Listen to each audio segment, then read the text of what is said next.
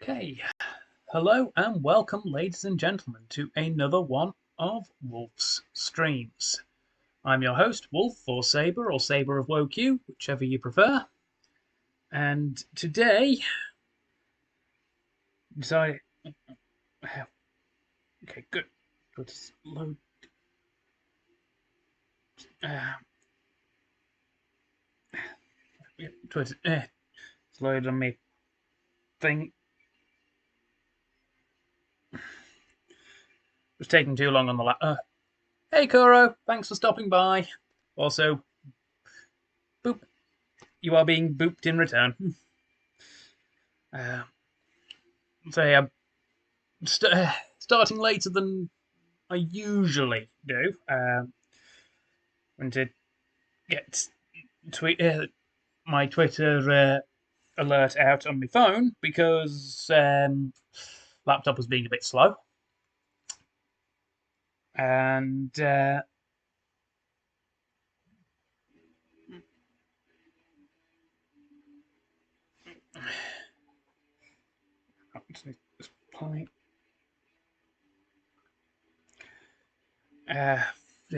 lost my train of thought there. Right. Oh yeah, we are going to be doing a little bit of a chill stream for a little while today, or at least what passes as chill for me. And I had it working a few minutes ago.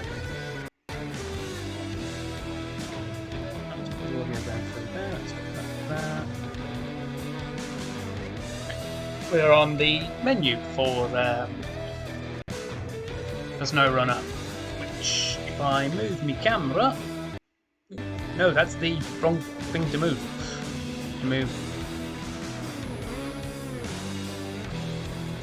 You can see it has a star though, which is why I put the star in the title, even though the game category doesn't have a star on it. It just is. Just going to hit the continue button. We're at Smithville Down, the second of the Michigan, USA maps. Chevrolet's 104 years old. Neat. I've already recovered the truck that's on the screen. It's not actually in the shadow of the dam. Probably could get away with my camera over here this time.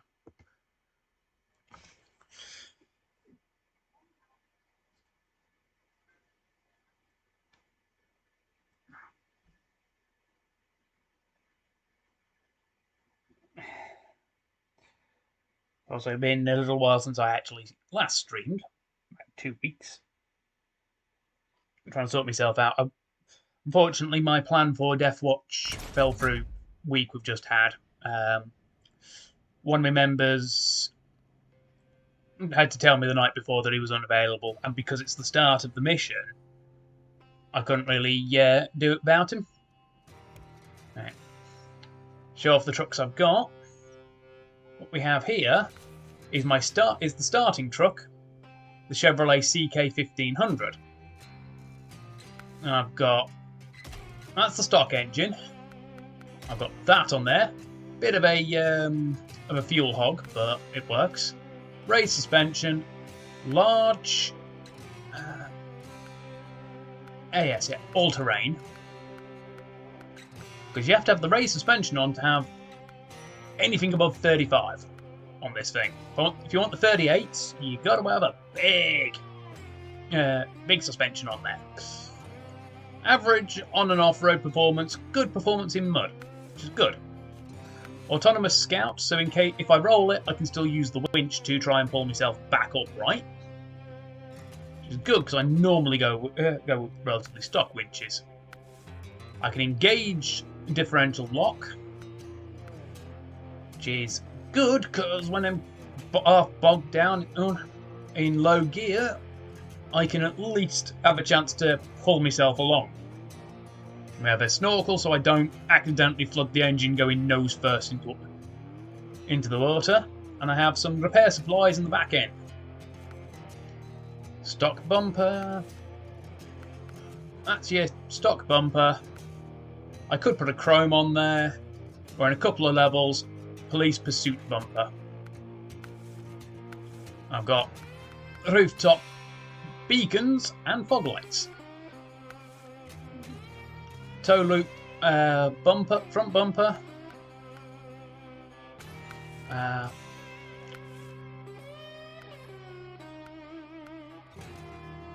They came with it, or already with it, I believe. Angled sun visor, I've got to get to rank 17 for. Stock rims I've gone for. Obviously, I've put it in that darker blue. At least it looks blue to me. This is the stock light blue and white. I prefer this mid to dark blue. All of my trucks that I have are in that colour. Sticker on the glove box. Exterior I don't have on this one. We've got thorns across the windshield. No hood ornament. My bread and butter, use it for almost everything, is the Fleet Star. The International Fleet Star, rather. F2070A. One of the first trucks you get in the game. I'm giving it different exhausts. Raised suspension. Mud tyres. Extended medium. Scouts are the only ones that have autonomous. Engageable diff lock. Engageable all-wheel drive. Otherwise it's just rear wheel. I cannot fit the spare wheel yet. That is rank 16. My usual go-to build is this sideboard bed and LC 3.8 loading crane. Half the time when I've nearly tipped over and the trees are on the wrong side for me to just winch myself back onto all wheels, a couple of times that crane has allowed me to effectively self-right. Very useful. I haven't got anything on the roof. There's no additional bits there. I'm waiting to unlock the double pipe at rank 11. I'm only rank 10, so I'm not that far away. Changing the horns doesn't actually do anything, sadly. Stock exhaust is a single flat cap. You can have twin or the heat shielded, which are classic truck style. I went with that because truck style. And a lot more wheel rim options. As much as I like MD6 and the recoloured UD2, I prefer UD4. Looks cooler to me. And again, we have our dark blue. We have curtains as well. Normally, I would go with the Royal Sapphire blue because I like blue. You've got emerald, dolphins, but Ruby Mustang, it has a horsey on it. Hi Dakana, thanks for stopping by. No dashboard sticker, no exterior sticker. Windshield, we have thorns and at the top. And we don't have any set for the bottom. No hood ornament. And then for free, as long as you take 2 or 3 trips to fix it up and refuel it, you get a Western Star 6900 twin steer for free. You just have to do a mission to fix it. Beyond, in fact, I think that's actually those are the tyres it came with. So I've got to get a bigger suspension to put on the 63-inch tyres. I've given it extended heavy winch, and taken it from the stock air filter cans to the twin wedge cap, or the which I can't fit the tall one yet, and we have the It comes with the stock beacons. I gave it beacons and fog lights because extra lights. And I believe that's the stock bumper. I gave it reinforced bar. And changed the exhaust from 2 small outrolls to heat shielded outroll. And changed my rims.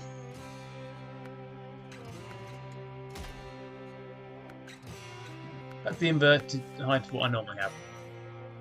And obviously gave it my colour scheme, because the stock one is that green or brown, folks? I really can't tell. I think that's green and yellow, but I really honestly can't tell. Wrong button. Obviously we've got the Ruby Mustang in there. Exterior, on the sides, we have Thunder Truck. Obviously, Thunderstruck parody. We have Twin Dragons at the bottom, and Tribal at the top, and no hood ornament. Then in storage, go to an empty slot for that. Okay, for the anniversary DLC, it gave me this and a Caterpillar truck that's a 6-wheeler, but also an 8-wheeler with toggleable extra drivetrain. Well, not drivetrain, extra wheels. I've got a Kodiak C70. I've got this International HX520.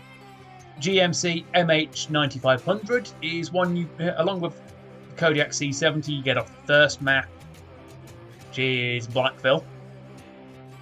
Found the 4070A Transstar. Highway trucks, great on road, terrible off road. Heavy duty are all terrain.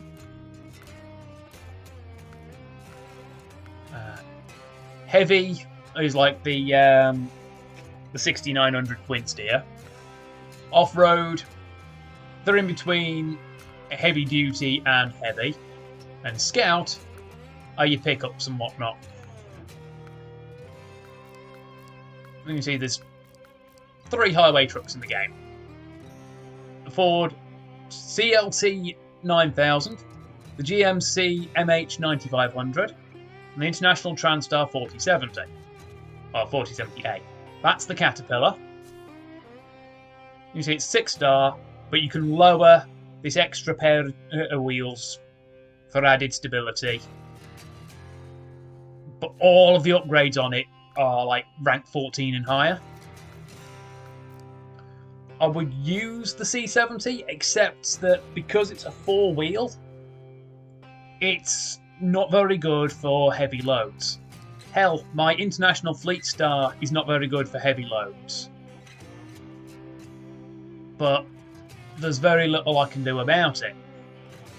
It's the strongest all-rounder truck that I've got. And hey, Madcat, thanks for stopping by. I'm just going over the trucks I've got.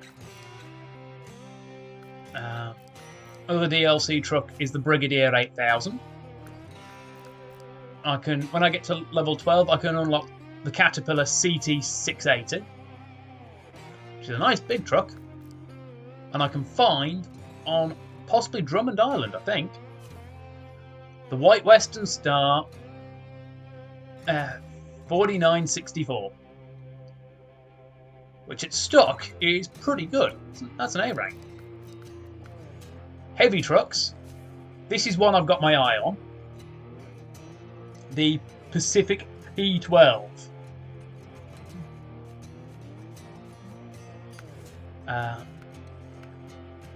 That's your heavy duty crane. Log loader.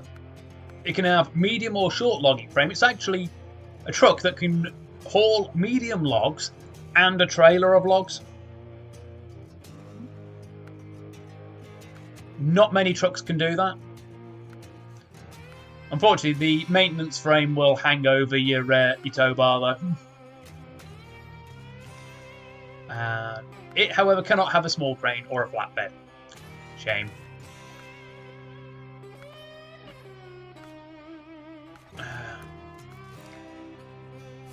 The twin steer, also, you cannot change that back end flatbed.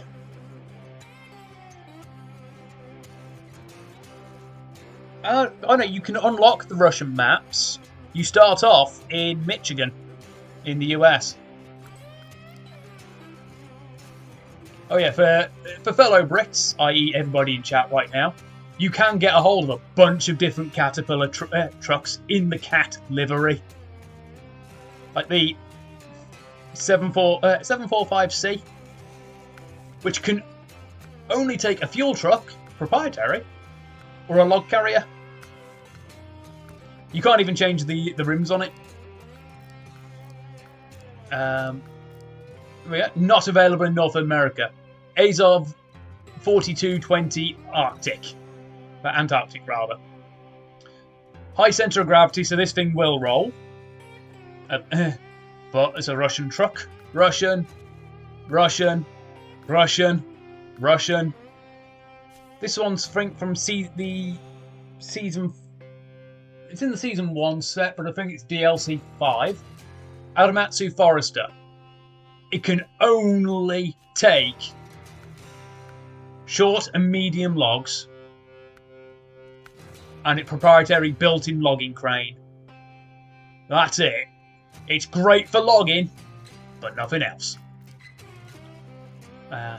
DLC. DLC, technically Russian, but you can get it in America because DLC, more DLC. Got the Zix truck there. Off-road, like I say, these are halfway between heavy duty and the heavy. I think the Royal is a British truck, Royal BM17. Azovs, Tagirs, like a lot of the Russian trucks, if they can have the back end medium crane, but they have the proprietary Avto crane for Russian, the IM50 compact self-loader. There's also their own, like, I think it's Azov that has their own one. No, that one's got a built-in bed that you can't change. 64131 is tall. Oh no, it's still the IM50. Okay.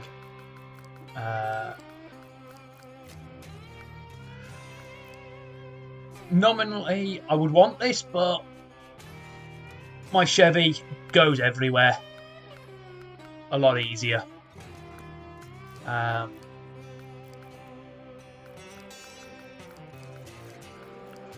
the DLC, this is the second heaviest.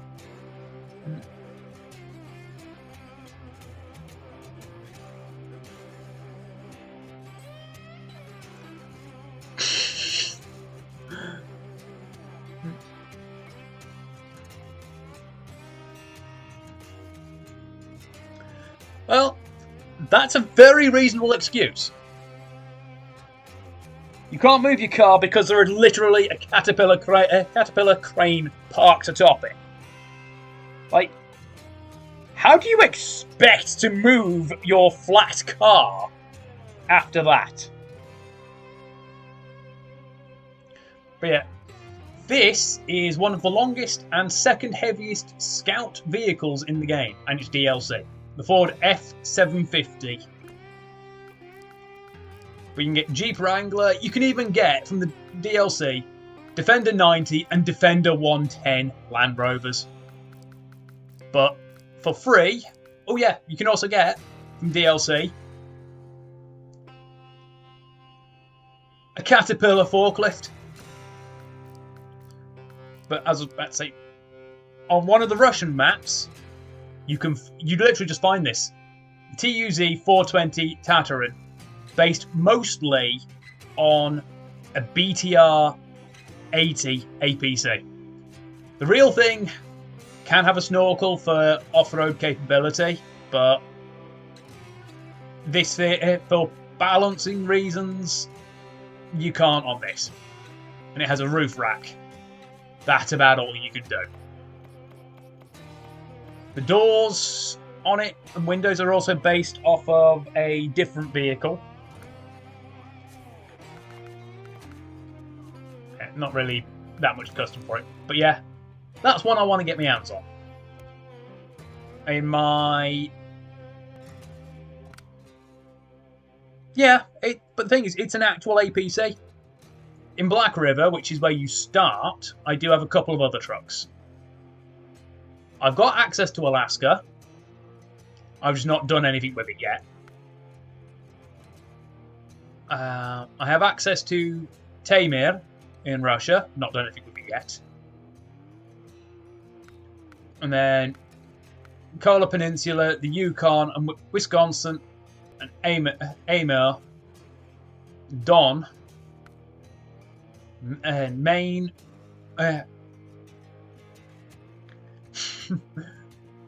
Tennessee are all DLC maps.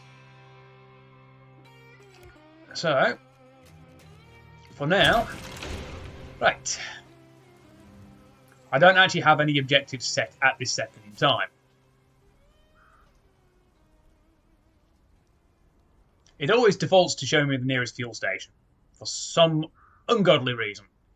Right, we want to go for that objective over there. Let's take my handbrake off, engine on. Oh yeah, it doesn't cost you any fuel to pass the time either. So, not a single drop of fuel. It's almost like the engine was off. That's the thing, even in Mud Runner, if you turn the engine off, it still costs you fuel to wait. Handbrake, because that's a fairly sharp turn. Because I've got mud tyres on this thing, it doesn't, shall we say, drive on road very well.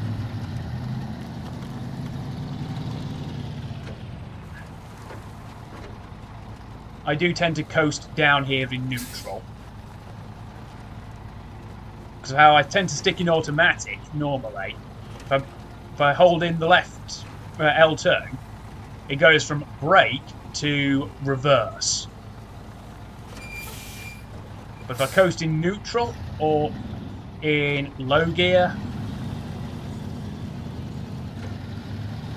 you could, but then it uses like 100 litres when you were parked up waiting for daybreak, when if you'd played it would have only probably taken 80 litres. Kick in all wheel. One difference is that if you have an engageable differential lock, unlike Mud Runner, you have to be in low gear or reverse gear. See, I've swapped back to auto and it's automatically disengaged the diff lock. Some vehicles have an always-on diff lock. It's fine.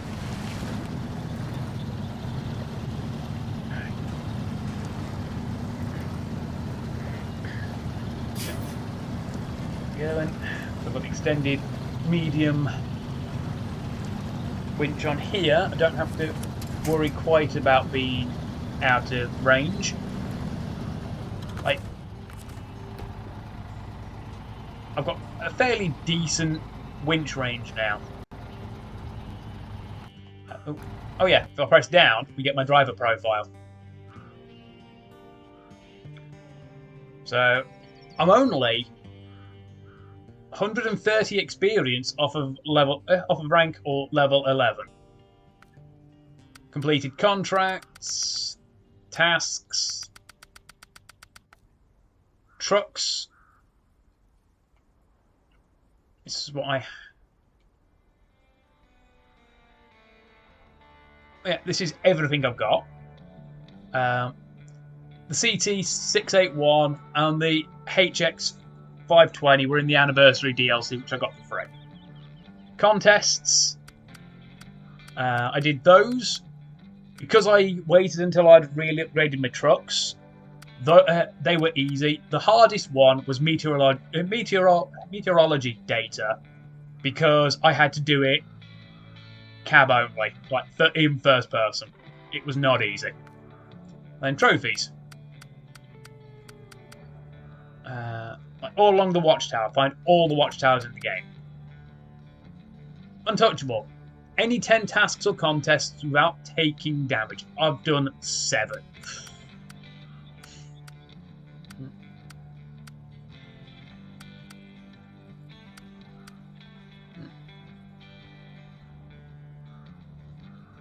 That'll be a tricky one to do. That one's easy enough to do. That one, if you're going for completion, you'll do. Every American vehicle.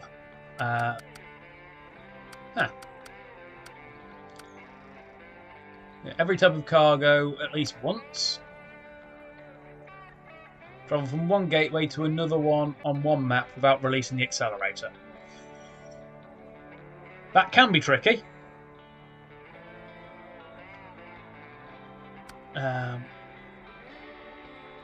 All the achievements, every vehicle, every Russian vehicle, all the garages. I've got 3 garages. That's 50% of the garages in the game. Bloody hell. Fix 2,000 points of damage.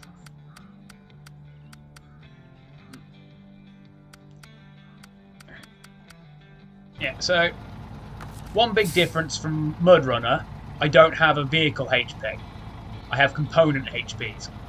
Each of my wheels, my fuel tanks, my engine, and my suspension, and my gearbox all have their own HPs. So if I go head on into a tree, instead of taking like 800, if I do it at speed, damage, and potentially crippling my truck instantly, I might only take like 40 damage to the engine, rather than just do, I'd say, about 600 or 800 and outright kill my truck. Which, by the way, I have done in Mud Runner. It was kind of hilarious. I ran into a lamppost because the truck was not taking the corner. It's like, trying to corner. It's on paved roads, but I was like, trying to take the corner. Slam! Crap. Engine's dead. Because I face planted a god. Did I just flip that trailer by beeping my horn?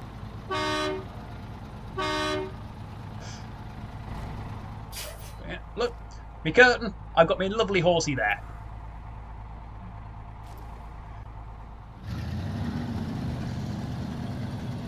I'm currently in single player mode, but on the main menu, under settings, you can turn on crossplay mode. You can't do it in mid-game, sadly.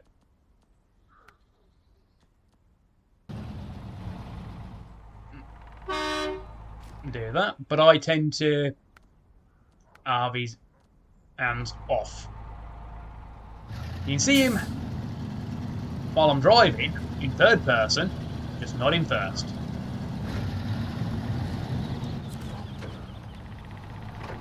Like Mud Runner, all-wheel drive does up your fuel consumption, though. Okay.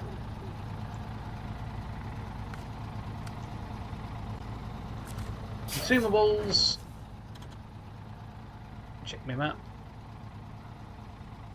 Deliver to drilling site. There. Consumables. Okay, I do not have a trailer currently set. So, we'll pull him back to the garage. Frame add-ons.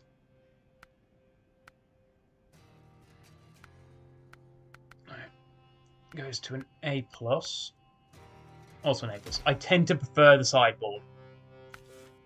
I could take my crane, but that'll drop me to at best an A. On power to weight. Oh yeah, also be careful of loose rocks. If you're not careful, even with raised suspension, you will bounce and you'll suddenly go, oh, 15 suspension damage, and be like, ah, oh, hell, there goes my no damage. Feck. I've had that happen so many times.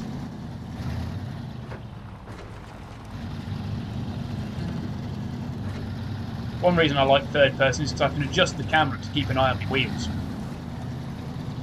Whoa, whoa, whoa, there we go.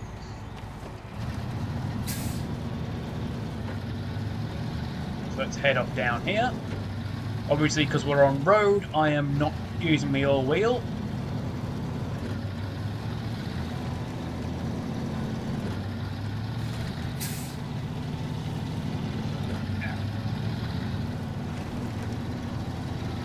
So across there. Ow! See, there goes me no damage already. I've just bonked my suspension. And one of my wheels.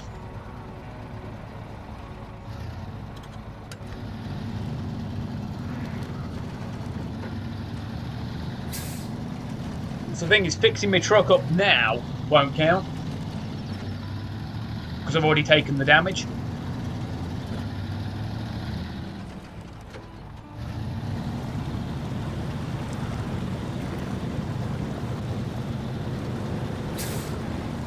Low gear, diff lock.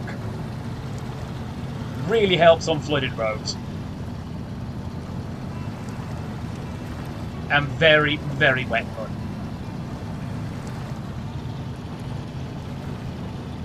Because otherwise you'll bog pretty easily. If it wasn't for the fact that part of this is very twisty, I would have just gone, feck it, bring out the twin steer rather. God, I love that truck. It was free. All I needed to do was refuel it and fix it up. It was a goddamn mission objective on Island Lake, which has no garage. So I had to take 2 trips from the garage over there all the way over there. Like, I had to get down there and then all over this island here to there. There's the dam. And that's where I'm headed, so what we want to do. Right. Pick up the consumables. There. Then we'll loop that way. I'm less likely to roll it that way.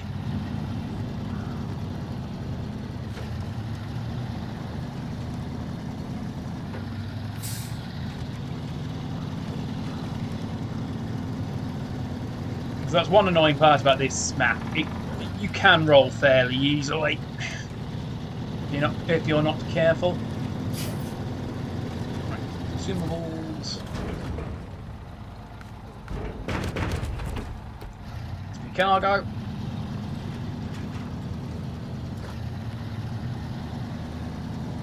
Along here, junction just in front of the logging station. We take a right and loop around. Because going straight on at the logging station, it's a little bit narrow and twisty.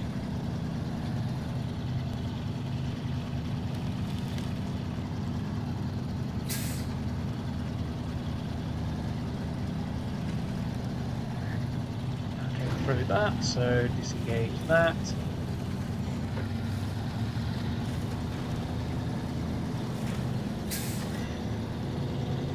Annoyingly, the van add-on, which has the most maintenance points, short of a heavy-duty large maintenance trailer.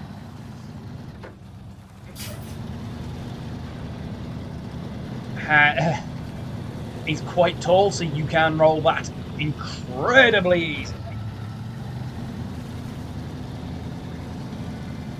So that was a pain to travel.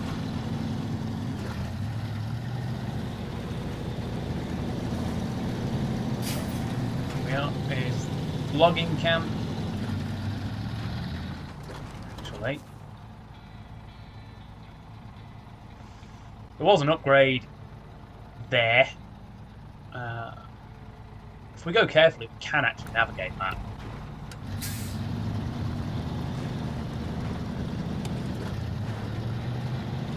So let's go this way.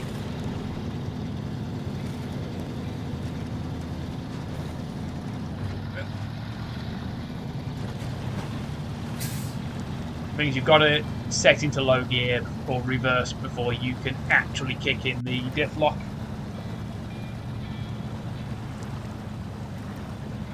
Still moving. Still moving. Off-road gearboxes will give you multiple low gears, a faster and a slower. Whereas highway gearboxes give you that H gear at the top.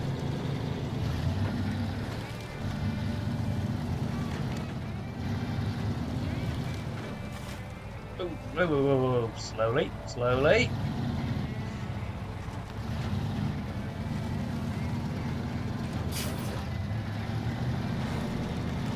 Let's go along.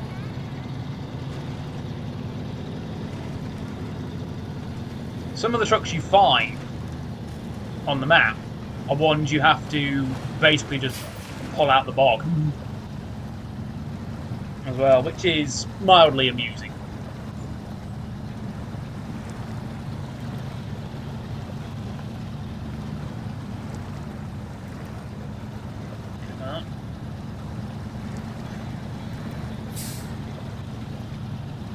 And this is why I'm glad I have the snorkel on there, which is that little black speck. Because anything more deep than that, and it would start saying dangerous water level, and you'd run the risk of flooding the engine otherwise. Also, cars with that box symbol on the roof are an upgrade point. You find upgrades for your trucks. Some are universal for a particular type.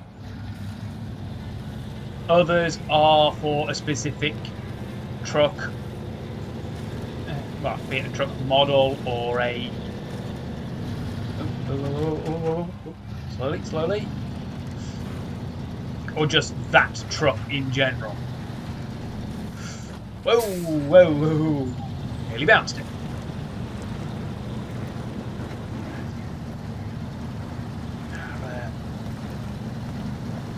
Deep water hauling going.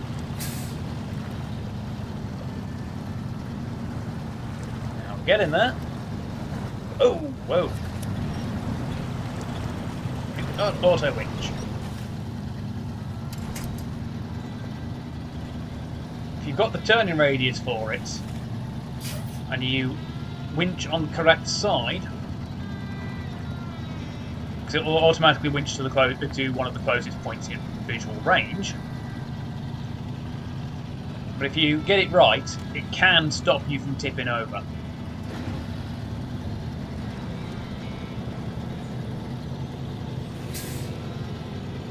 It's been quite a bit of a saver for me on several occasions.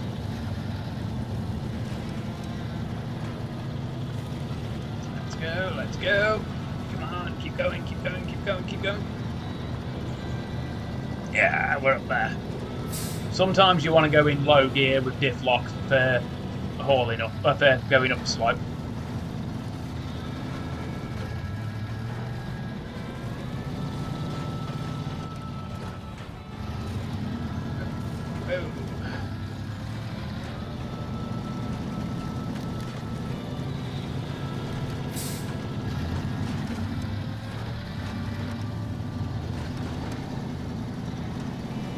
almost there. It's just the other side of that ridge there. Down.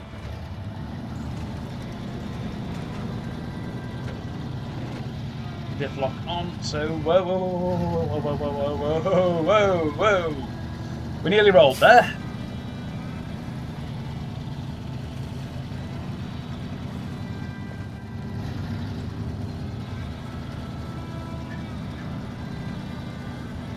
It's a bit more solid.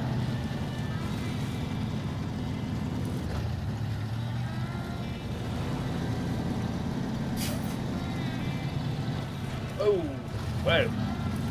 Yep, there's our turn. Come on, come on. There we go.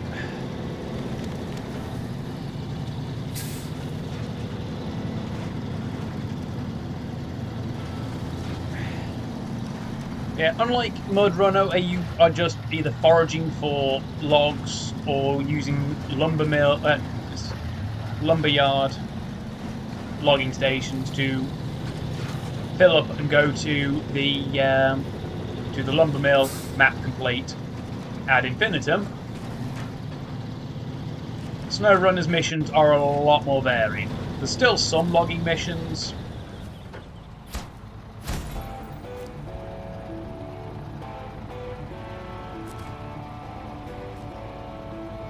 But there's a lot more variety. Enough to save us a bit of fuel. Okay, cross the river.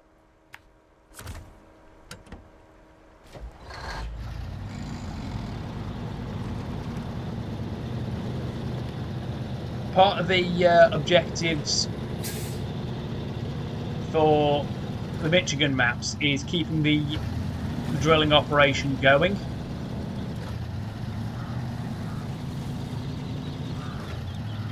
Ooh, we've also got ourselves a big trailer there as well.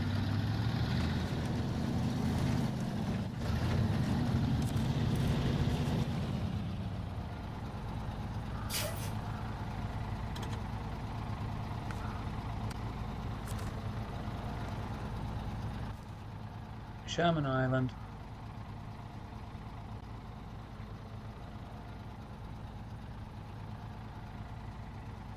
Oh, I see. Right. I think we have two ways of doing this one.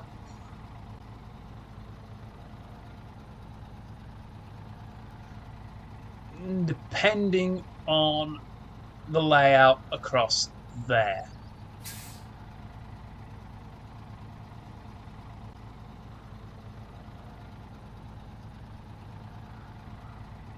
Depending on that, we can either go that way, or if it's not good, we'll have to take this trailer. That is a very narrow, easily rollable road there, as is that one, and that. Go that way, back through there, through that mess, with a heavy trailer, that away, along the dam, over the bridge, to here,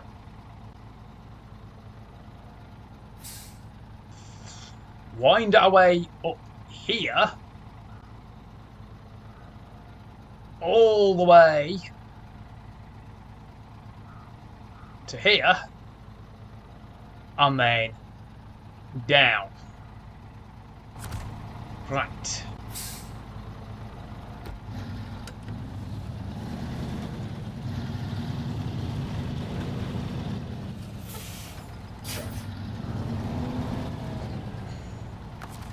My usual trick to get trailers attached. Connect back end to trailer.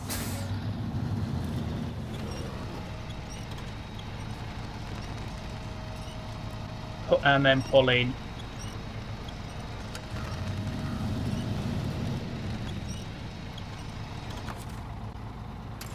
attached.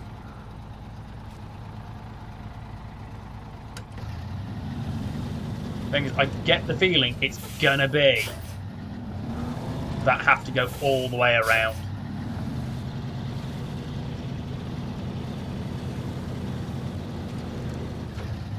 If I can get it at least past the farm, I can recover to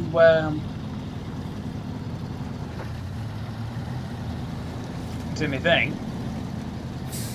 It's a garage to refuel. Come back and pick it up and have a lot more fuel.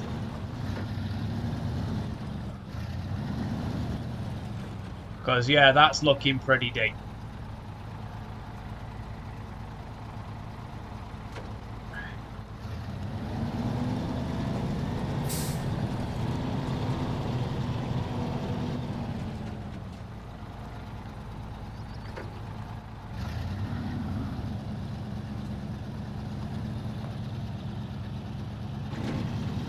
Also, one good benefit of having a trailer attached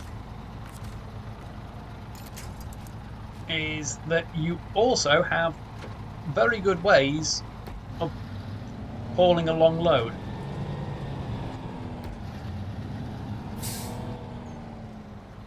Let's go that to there. Also helps if I take the handbrake off. So I have enough torque that I can overpower the handbrake at times.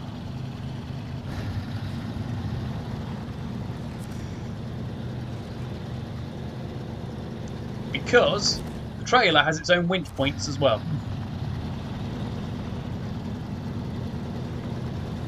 So I could use the full length of the truck and trailer to winch along in places.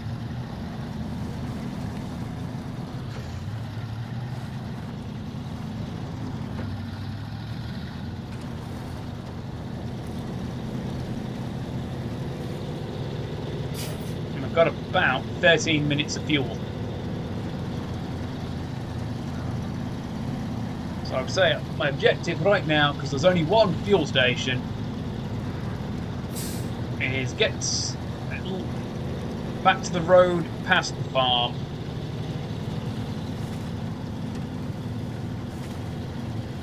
Engine off a second.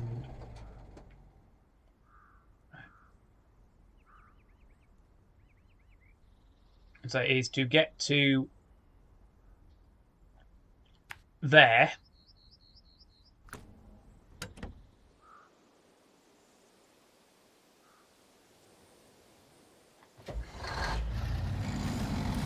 So we can drop the trailer off, refuel,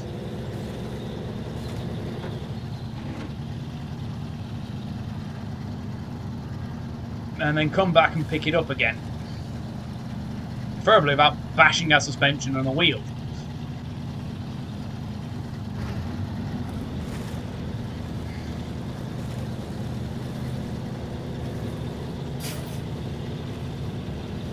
However, the corner at the dam is gonna be a pain in the arse.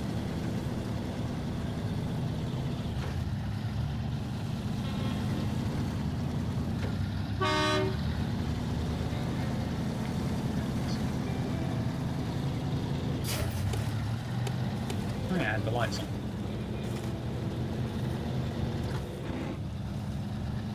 You can see we're starting to bog down a bit. It's where low gear comes in use.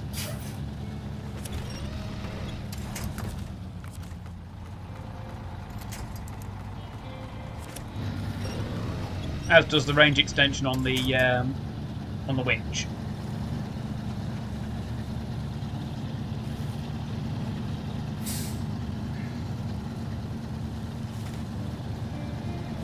Thing is, small trees you can just pull down almost instantly.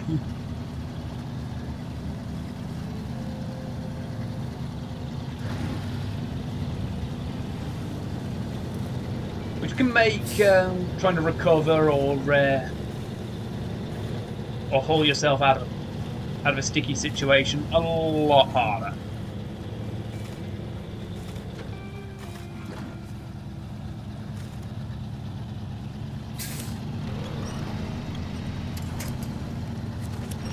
Because when you do, and you end up pulling them over, it instantly ends the winch.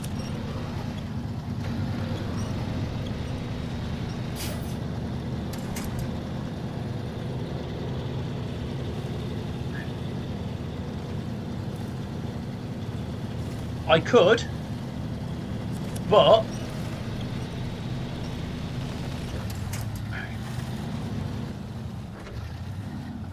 so the way I'd have to do it is engine off.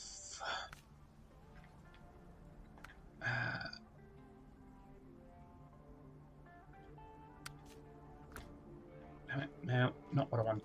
Yeah, you have to select the garage off of the sidebar. Garage entrance. Truck storage. Right.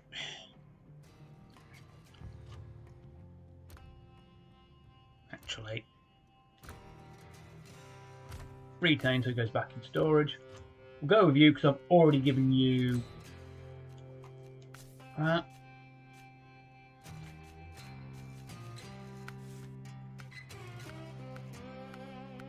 As Hawk said, you can actually sell these add-ons for nothing. Well, I say for nothing, but back to what they were. 1,800 litres. I can refuel both of these trucks several times. Right, I've only got rear wheel with this. I've got all-terrain tyres. And an engageable diff lock. So this would actually be useful to have a second player.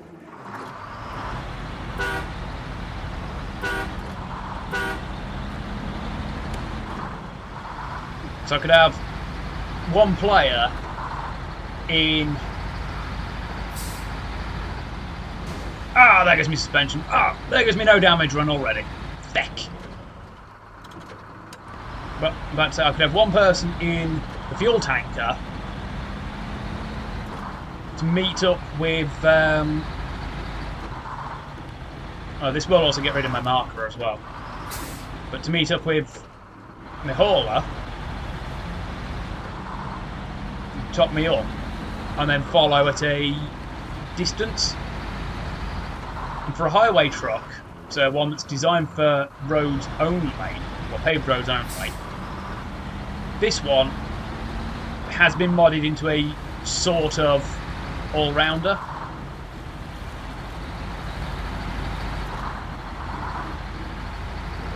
So it's quite useful in that respect.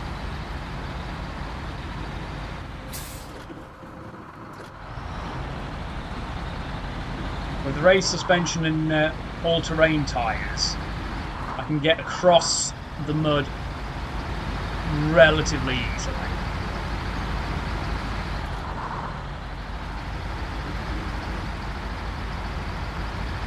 But yeah, one good thing about highway trucks is that they tend to have pretty good fuel economy.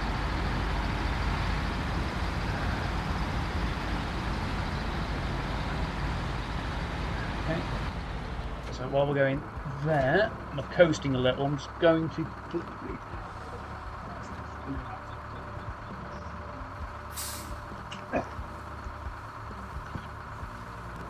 That's on.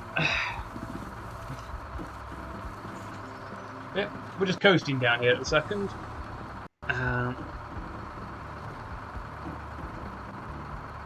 May as well put my light on as well. There we go.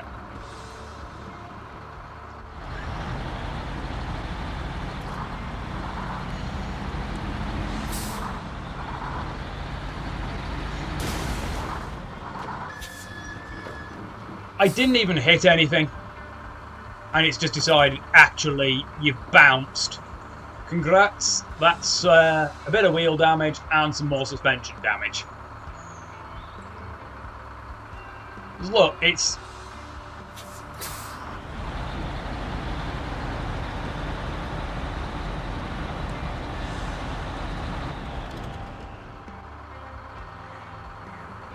there's not really anything on there to cause damage. Luckily, there's also no traffic to worry about on any of the maps. It's good because to try and take this corner,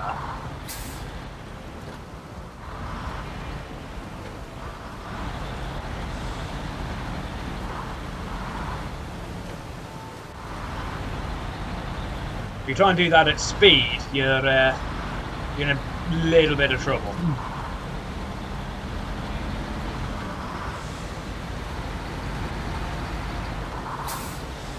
So our truck is all the way over there as well. We're going to park it up. This one up the end of the dam for now.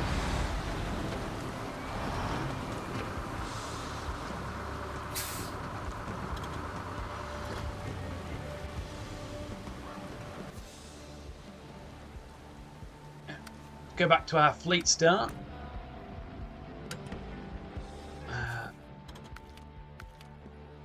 I don't tend to do driving at night in this game.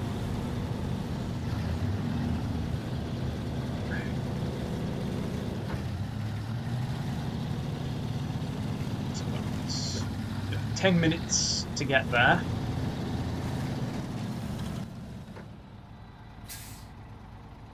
That's that windy road.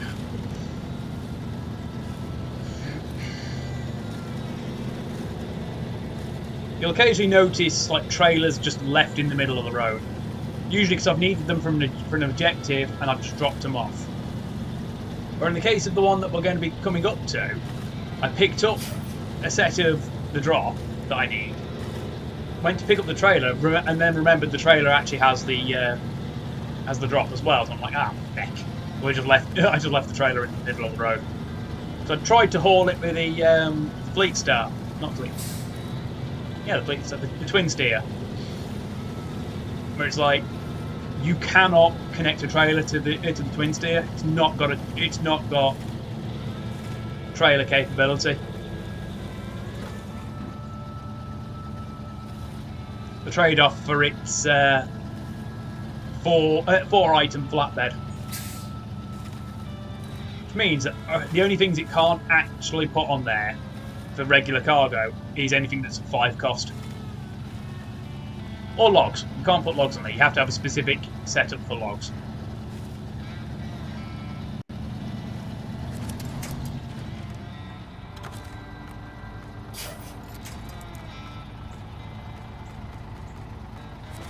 That. Pull us back into here.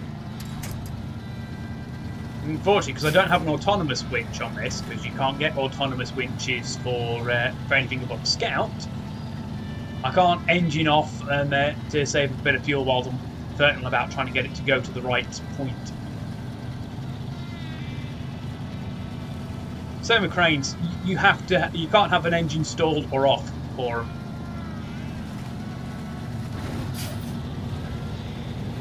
No, we're still bogging.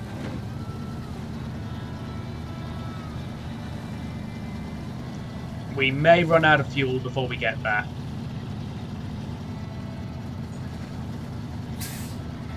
That's fine. I can use the fleet star to pull us out because it does have a winch, thankfully, and to slowly drag us over to the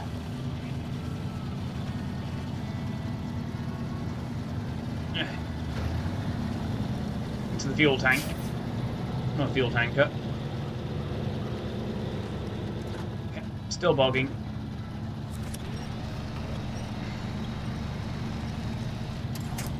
Power of my winch to help pull through. Left stick is both steering left and right, and my blooming camera as well.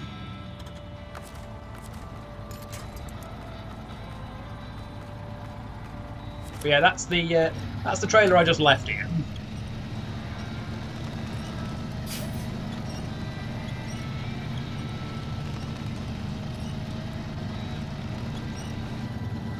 So we've got about 8 to 9 minutes worth of fuel.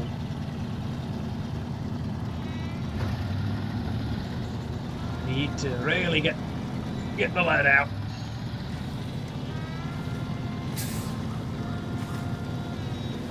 If I'd realised how much of a trek this was going to be, I would have changed my flatbed for the fuel tank. I could have just refueled on the go, because you can refuel your truck from a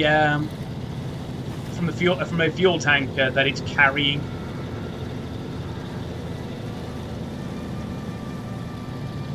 Which sounds like a bit of an oversight, but it's very useful for long trips when you haul in a trailer.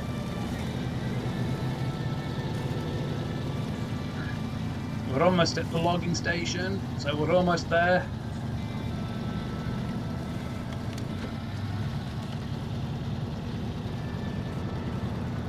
I would turn off all wheel, but we really need it for this terrain at the moment.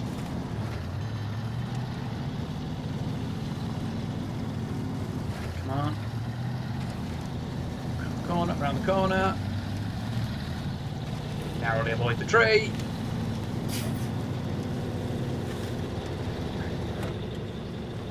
Relatively flat.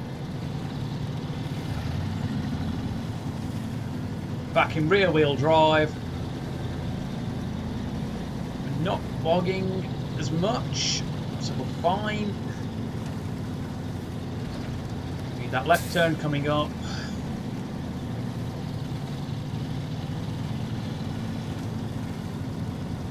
So we're getting that. We are definitely getting that.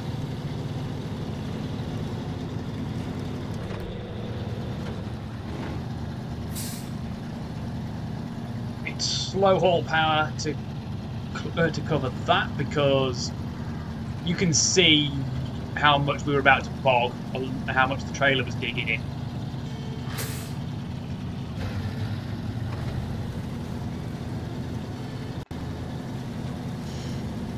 Another downside of this truck is that it doesn't always have very good load distribution, especially for the trailer hitch, well, semi-trailer hitch saddles. So I had to get low hitch for a standard 5-slot semi-trailer for one of the last missions in Blackville, which required me to come here to Smithville Dam, specifically for the area near the garage.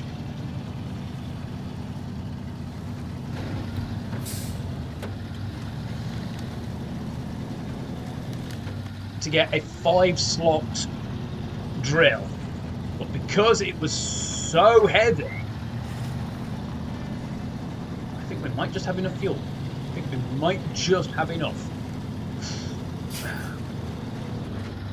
And yeah, it was that heavy that on some stretches, my front wheels were lifting off from the ground every few moments, which made trying to turn an absolute nightmare.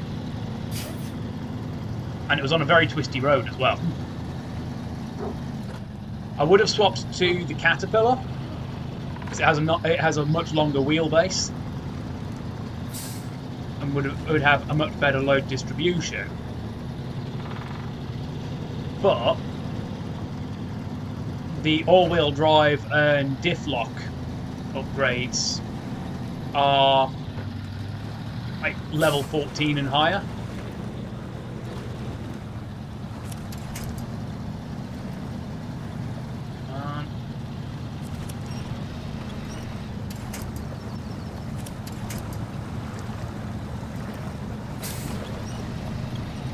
We're almost there, come on.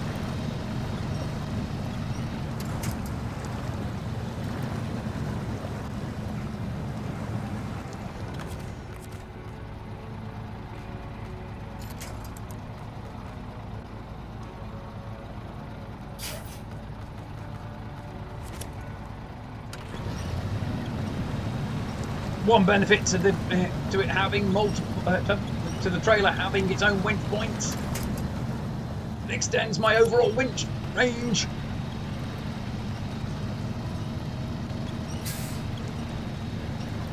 There we go. Across there.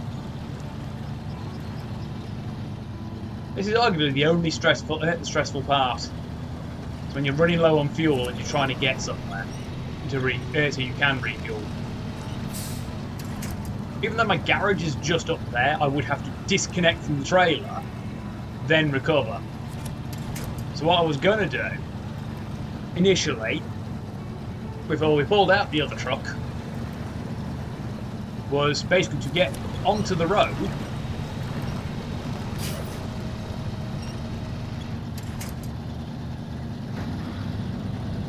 so we could then disconnect from the trailer on the road,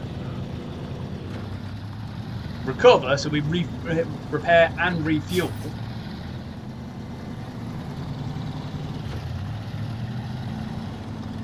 and then just drop off, well, no, not drop, come back, pick the trailer back up, and continue on our way. But having, jackknifing a bit, having the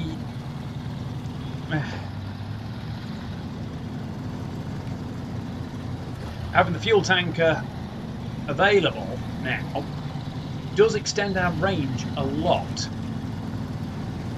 We've got, counting the amount of times I'll have to refuel the tanker as well, we have probably 4 fuel tanks worth. It's 1,800 litres, 240 a pop. So that's about 8 full tanks anyway. We'd have to refuel that one a few times.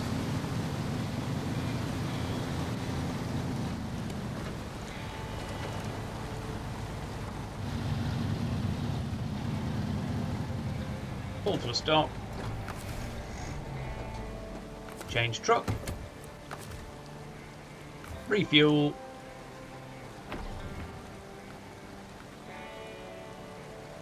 Fleet start. Holy shit.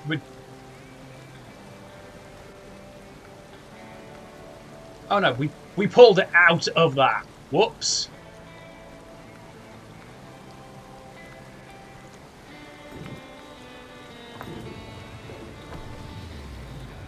There we go. So you have to change your source. So you want to select fuel tank and then the target. Swap back over to here. Full tank of fuel.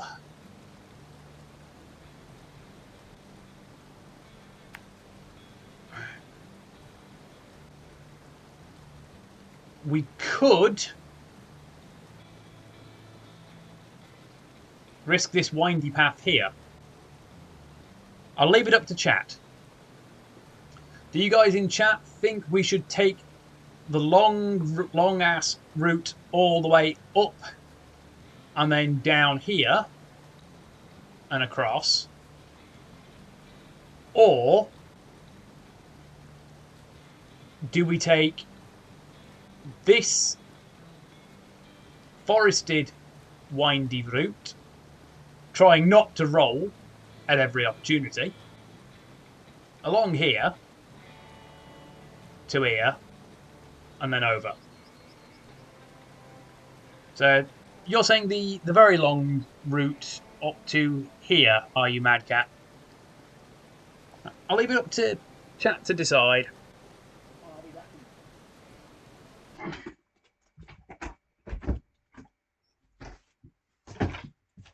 Evening. But we hit the switch at pretty much the same time.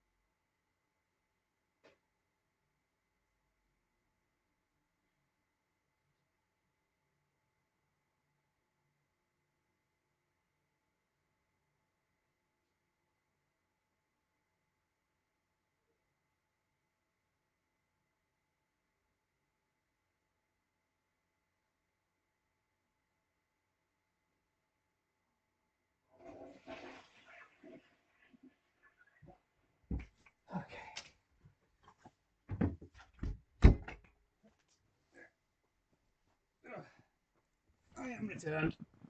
Okay. So only one vote. That's fine. One benefit to the very long, windy route is that for the most part, it's paved. So if something happens, we can use the MH9500 as a recovery vehicle to try and pull us back upright.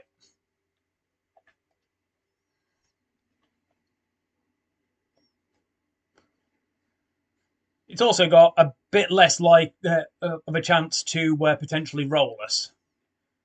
Now, some instances like here, when you first get to this map, are blocked. You actually have to do an objective to get the planks to make this bridge.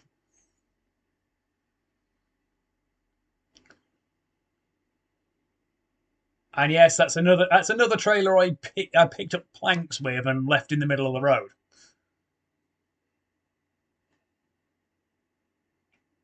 I do that. I just leave trailers in the middle of the road in case I need them later. It's like, oh, I need a trailer that can do this. Okay. Rather than waste 14 grand buying one out of the trailer store that I'll only use once, I may as well just go across the map to pick up the trailer that I left, bring it back to roughly where I need it, recover to garage to refuel, and then come back out, not tot up, damn it, come and grab the trailer again, grab whatever it is I need on the trailer, and then take that.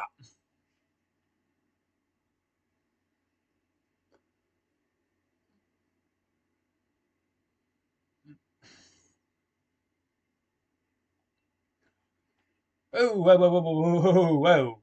If I'm not careful, I will end up going down there. We don't want to go down there. That's going to be a pain in the ass to get back from.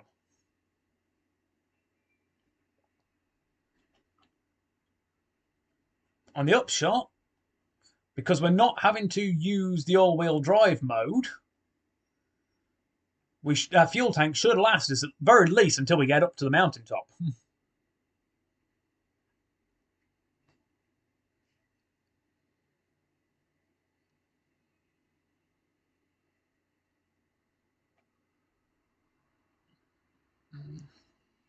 Go around.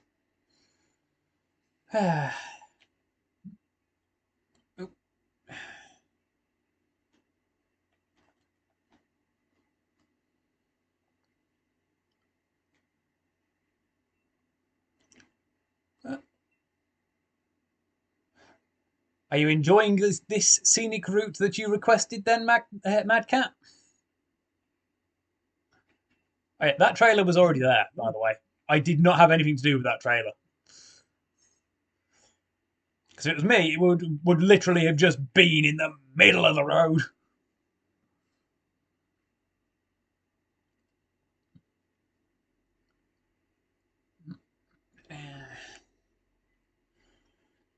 Right.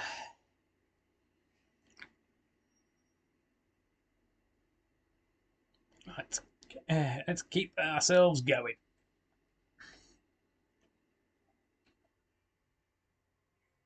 Oh.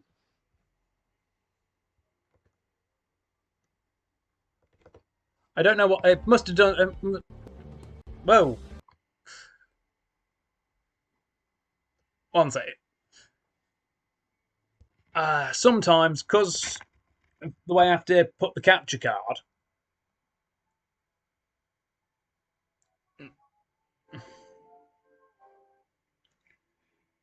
tends to be... There we go. That if I nudge it awkwardly, like if I'm climbing off of my bed or back onto it,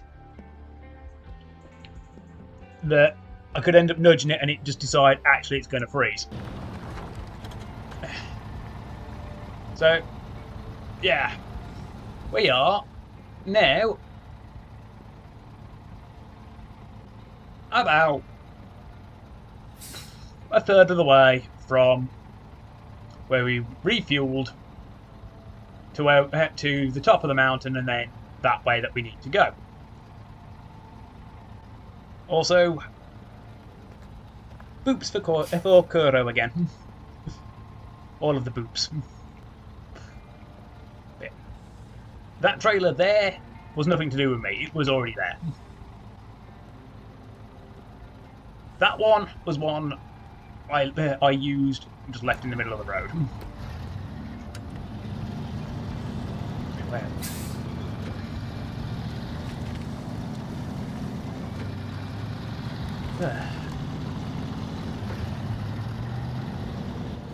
Oh, that's a little bonk on the engine. Even though it hit the bumper, I still take engine damage. Only mildly annoying. It's a friend being online. That's why my camera is normally... No. Don't move the screen. That's why my camera is normally there. So that when friends go online, their identities can be protected. It's got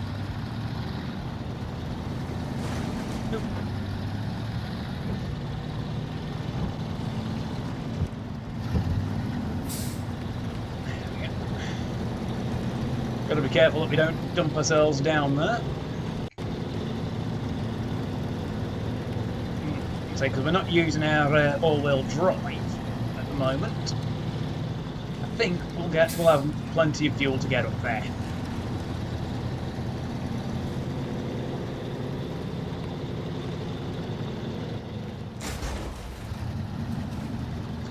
Well, that made my suspension go ow. 45 points just from bouncing it off of that. And annoyingly, I don't have a speedo. Not unless I go into first person and actually look at me dashboard.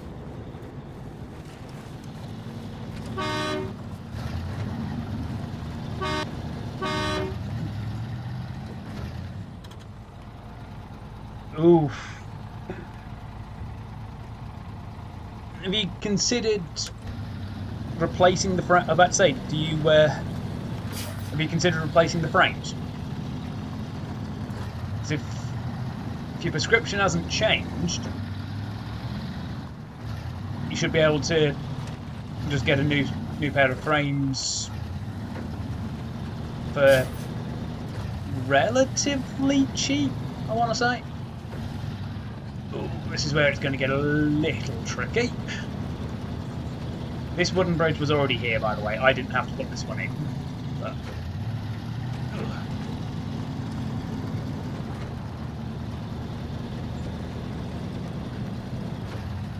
let's keep going, keep going. I think we've only used 41 litres and we've got... Wow.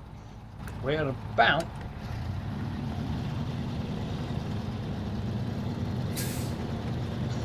Yeah, we're about halfway. It's very hard for me to wear sunglasses, unfortunately.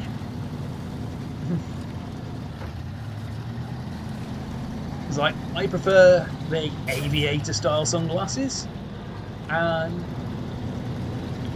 if I take my glasses off, I can't see. Well, I can see, but anything after about 2.5 foot is all blurry. It's like, what's going on there? Hard squint. I can awkwardly fit them over my glasses, but then it's very, very awkward. And people are like, why don't you just get clip-ons? But it's like, the shape of my frames means that I'd need a longer set of thingies for them to clip onto the bridge. Is that? No. Right. Oh yeah. Watchtowers do increase your visual range. You can also spot missions and reveal chunks of the map, spot missions, spot upgrades, etc. But yeah, clip-ons don't really fit my current glasses very well. So it makes it very hard to get sunglasses. So I tend to make do with my rather snazzy large hats. Usually my fedora. It keeps the upper part of my face in shade so I can actually see. Typically. Whoa! That nearly went badly.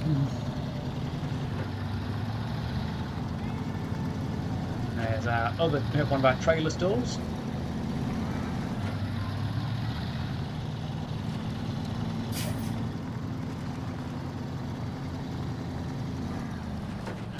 That's a warehouse where we can pick up certain drops.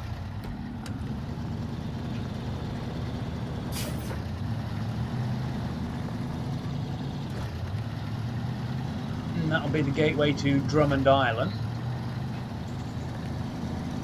which also connects to Island Lake. What we want to do is right turn, ignore the left, follow it down to the bottom, and then around that clump of trees, go right, cross the water to Sherman Island. Now comes the fun part. If we roll, we're probably going to have to detach trailer and cover.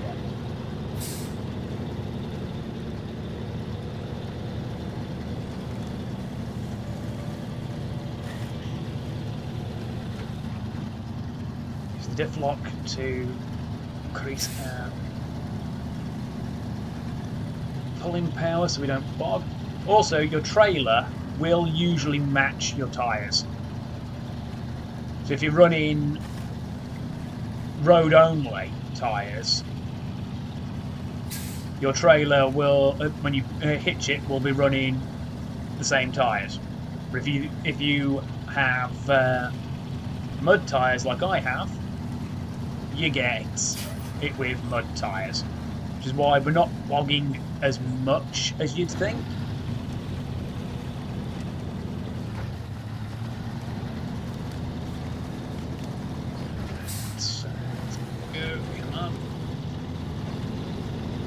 Whoa! Whoa! That just uprooted that little tree. I was hoping it would have connected to one of the big firs on that side instead.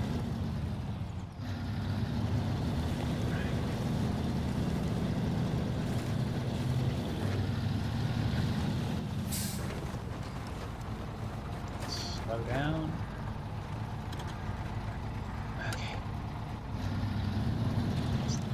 Liberal use of the handbrake can be a good catch as well.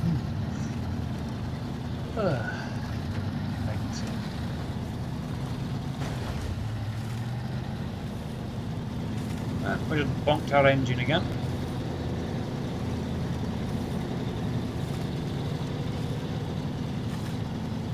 But we are now almost down, and you can see the rough fording crossing there. We are bogging a bit there. Low gear is very good, even if you don't have the dip lock, to not bog as badly. Diff lock makes it so much easier to get out, especially with all-wheel drive. But overall,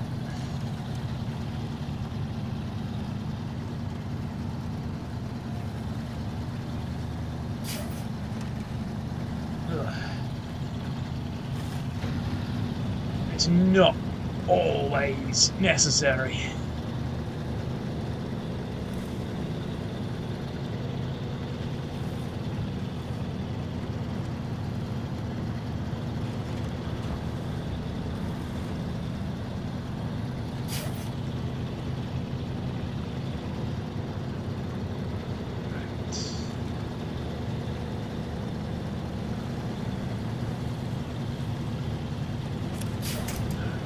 Battery.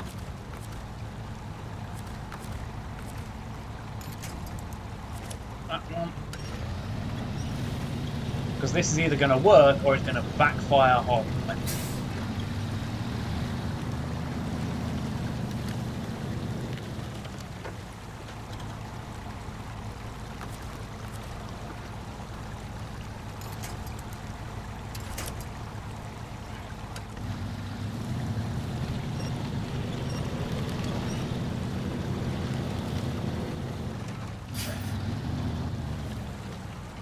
So far, it's sort of worked, but also sort of backfired.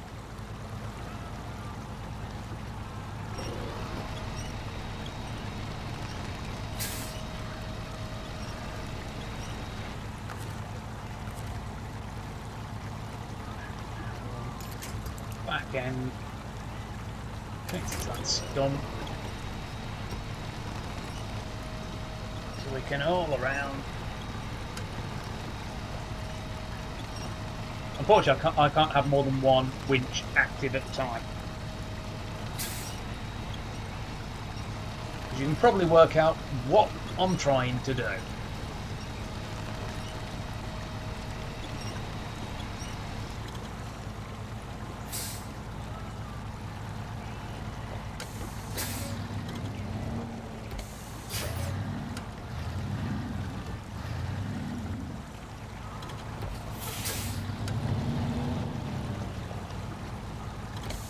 Primarily support the trailer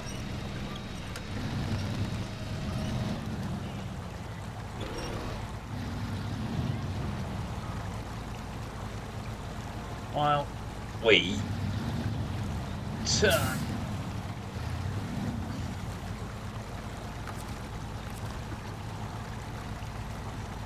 Then bring it to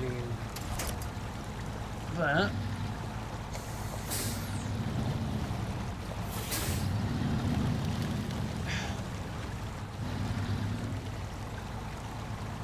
Stuck there.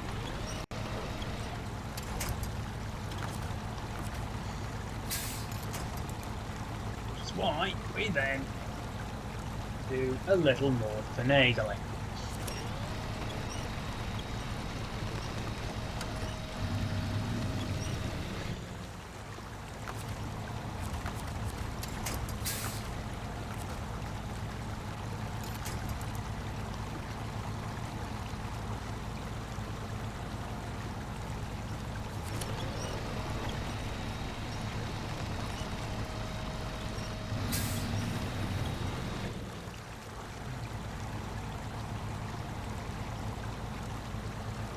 This is not quite.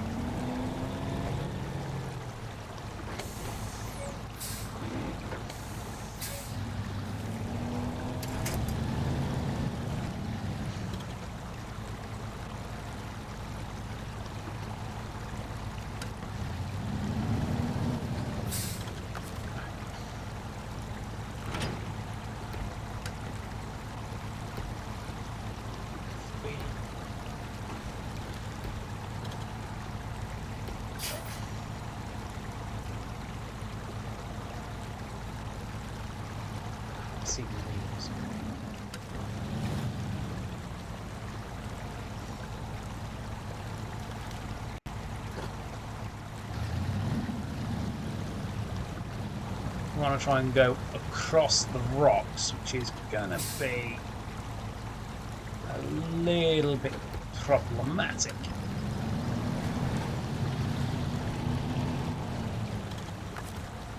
We now want to do from here.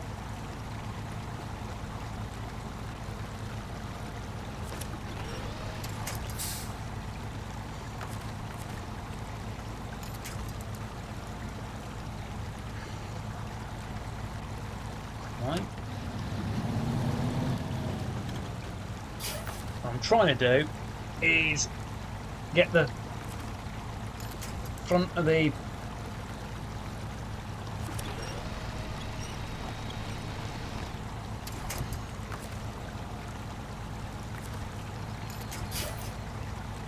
truck, the trailer.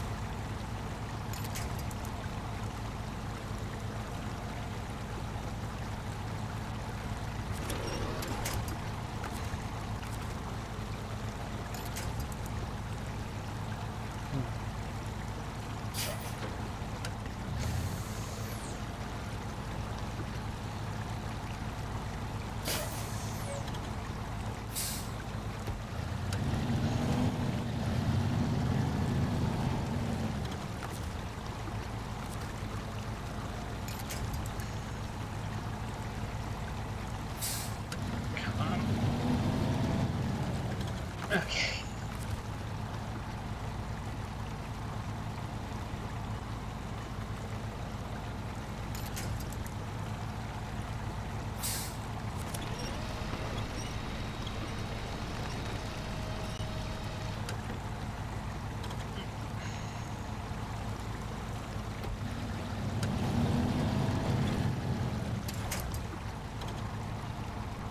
So I pulled it free.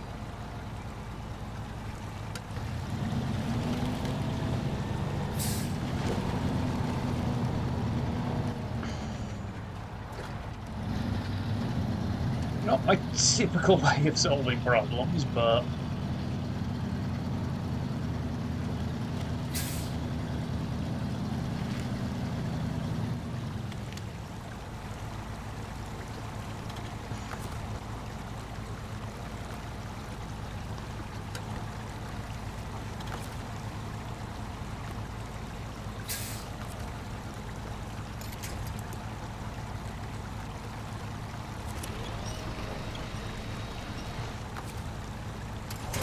there we go.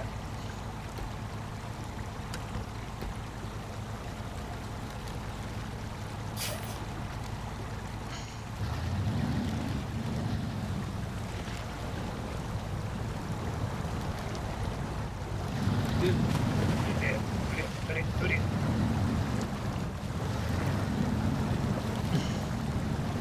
There we go. Come on.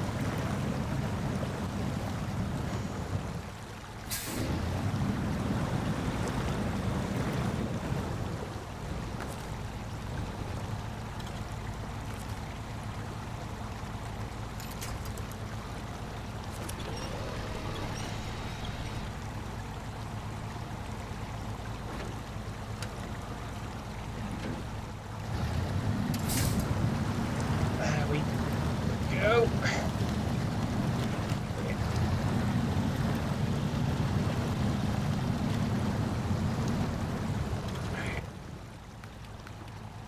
We definitely need the daylight. Because we've got to see this path.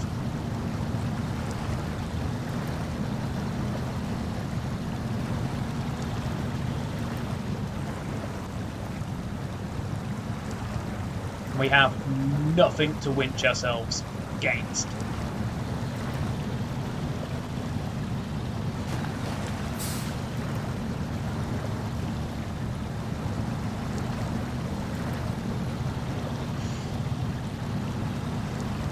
which makes it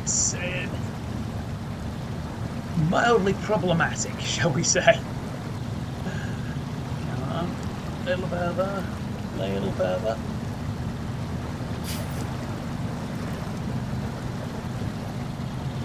We're almost there. Come on.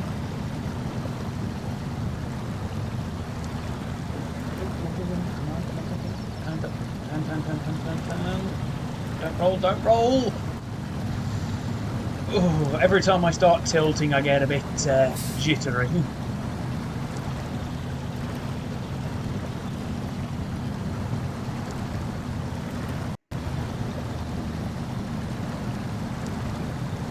We're almost there. Oh, come on!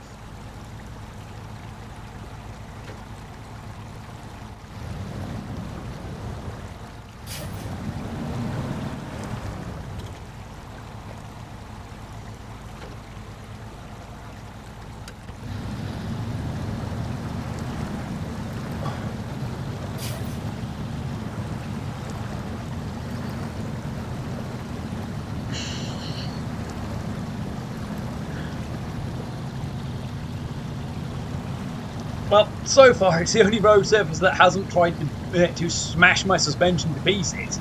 If it wasn't for that snorkel, I probably would have drowned the engine twice. Oh god. But without anything to winch against, it's mildly problematic if I start rolling the truck. Because there's no way to recover from that there.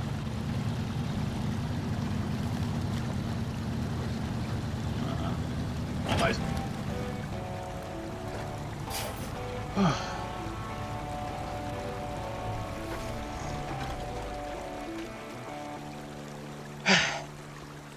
We made it. This is where I find out there was a way to ford across down there, isn't it?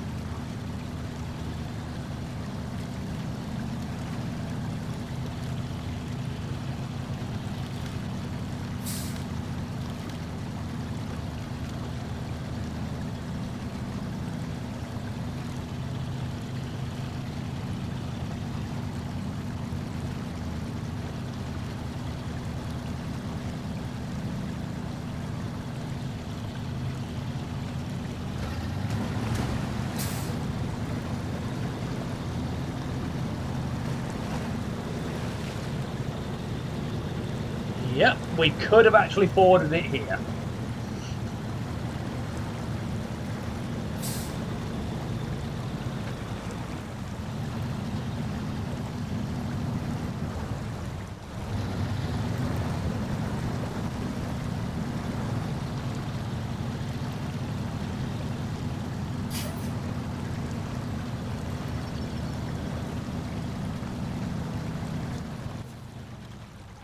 Because, yeah, we could have actually come across there. We did not need to go all the way around that way. While I'm here,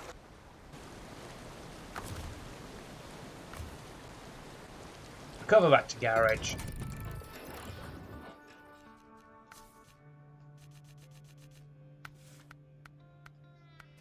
Unequip the fuel tank in case I need it later. Put that back on. Local map.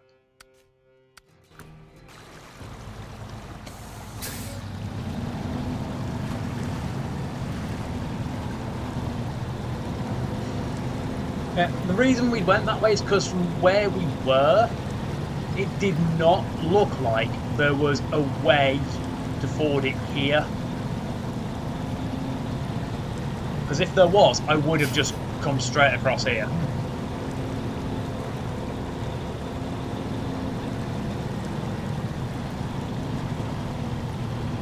Where we're heading is that lodge back over there, because there's also a mission there.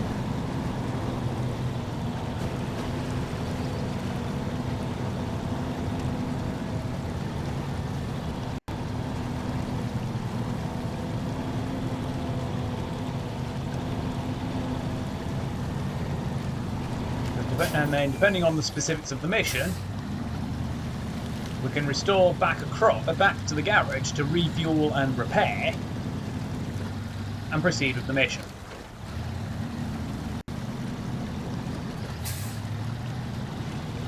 And since we now know a quick way... bloody hell, nearly rolled it. Since we now know a quick way across...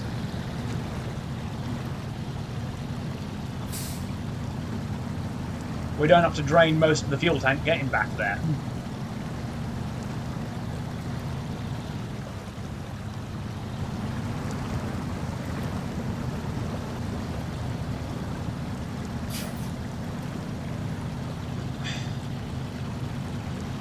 Once again, so glad I have the snorkel, because you've seen how deep the nose has gone a few times in these crossings.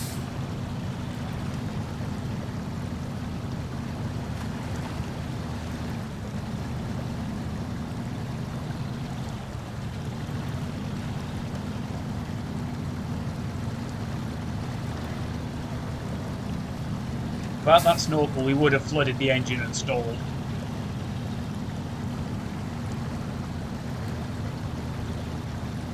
We've got just over 10 minutes of fuel left as well. Plenty, because the mission is just there.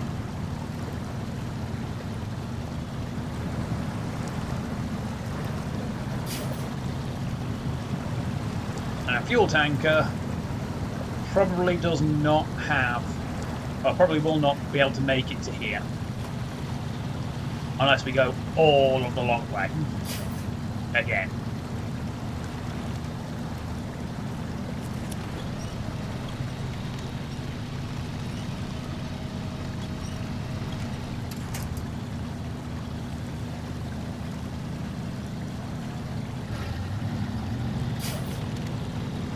It won't disengage the diff lock until I actually let go of L1.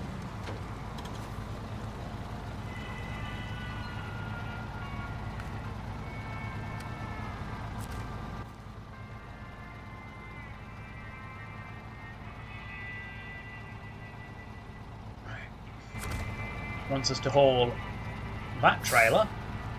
If we're lucky, it's the warehouse up there.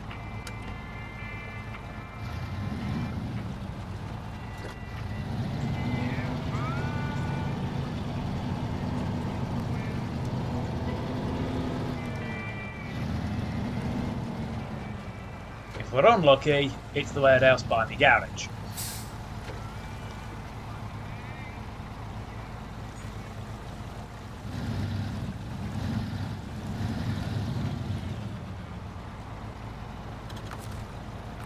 Once again, rather than try and fertle about backing up properly,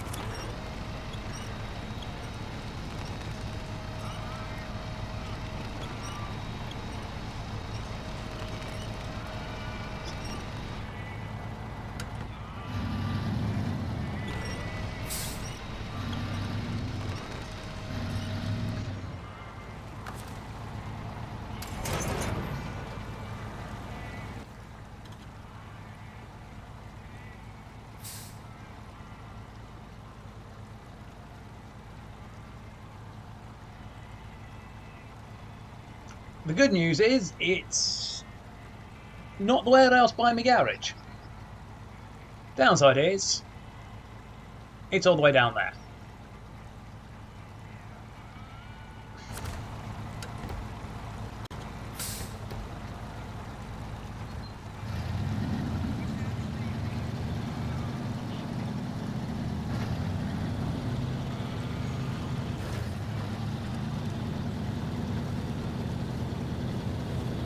Try and get it at least up to the road.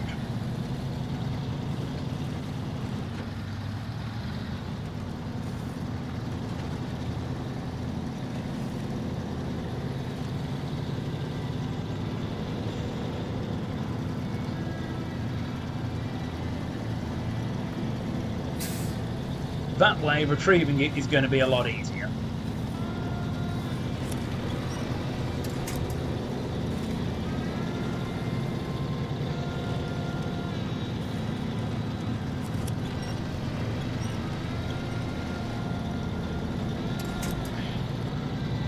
Yeah, the trees that have that white bark on it, which actually is almost paper-like, which I believe are birch trees. There's a couple, poplar. I think it's birch. There's a couple of those that are just outside my house, actually.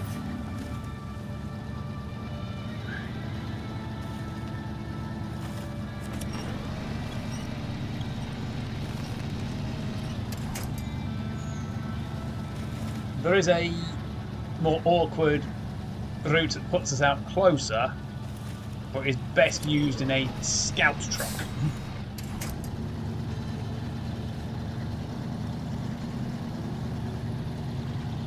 That's interesting, Kuro. Very interesting. The paper-like bark, because it peels, would be very good tinder, I suppose.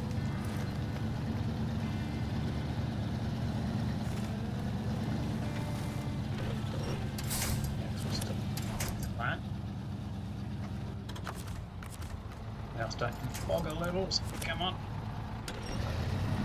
Right, yes, like the right tree.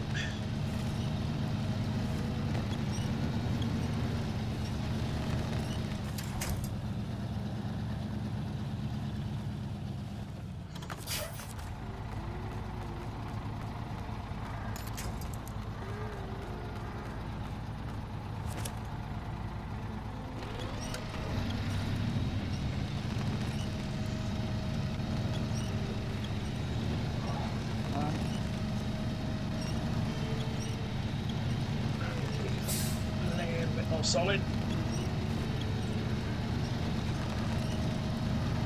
There we go. Once again, second player would be very useful to wait at the top with fuel tanker.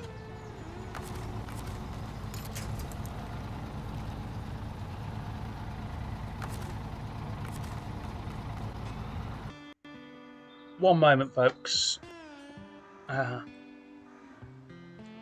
Where's me? To have a BRB screen. I'll be back in a minute.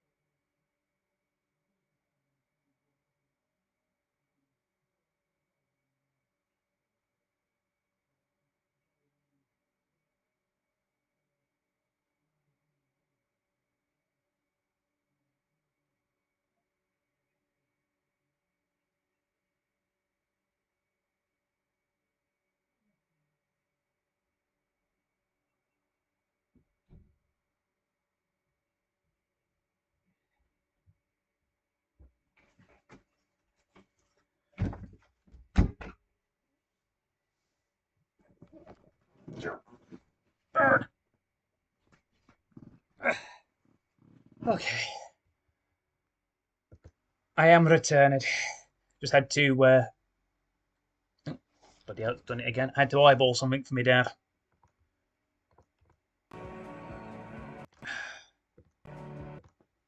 Every time I have to do that, I have to now unplug and replug my capture card.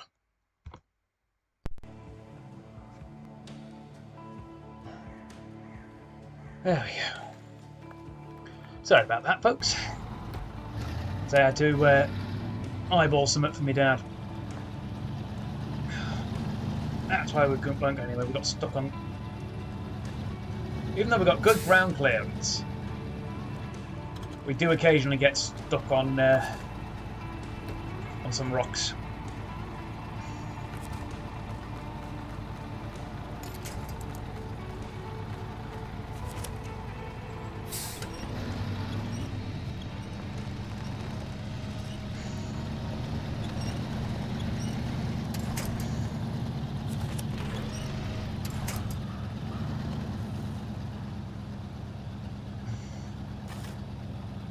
You beat Mad Cat to the dad joke.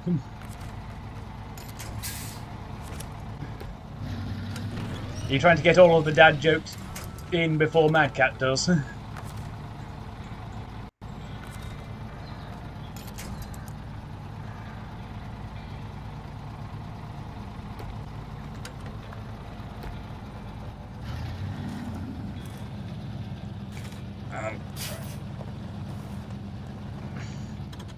What are we stuck on?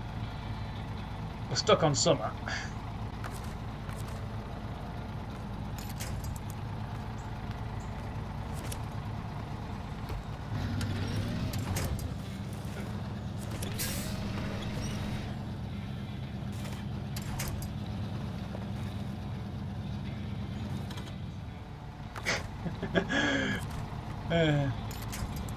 Trying to get all the dad jokes before Mad Cat so he doesn't get the pleasure of his dad jokes.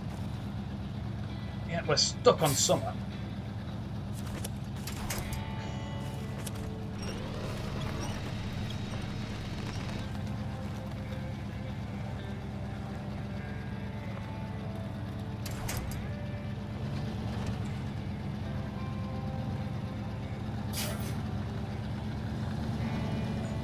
Whatever we were stuck on, we must have rolled over it. Not a moment too soon, because I've only got 2 minutes of fuel.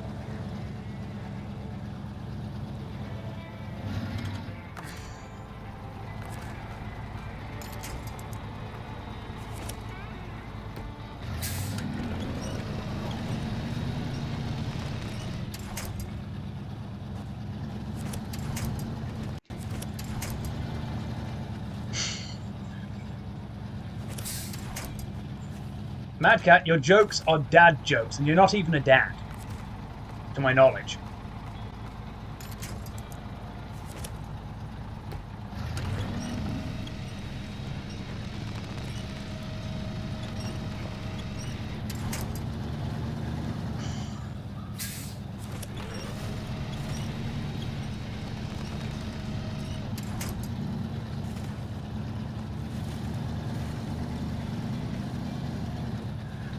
What you do in the underground dungeon of Happy Fun Times is your own business, Kuro. Well, what the hell have you get up to in the Happy Fun Times underground room is your business.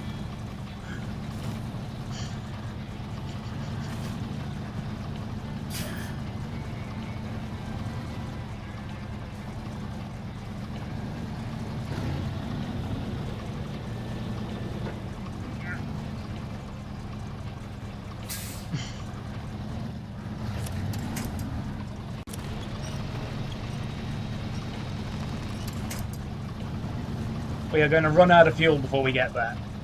Buggery.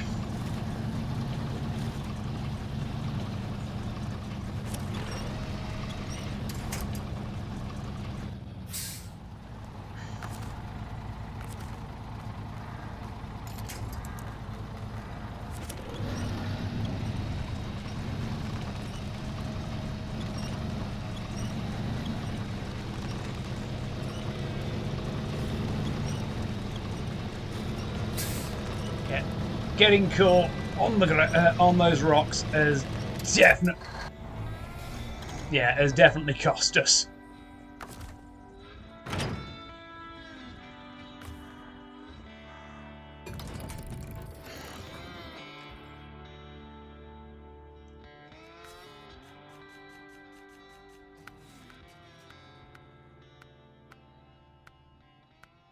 If we take that, we will not be able to haul the trailer because it covers over our tow loop.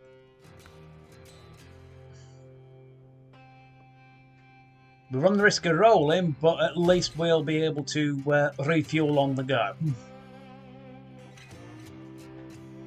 But yeah, position of the saddle can really screw with your driving.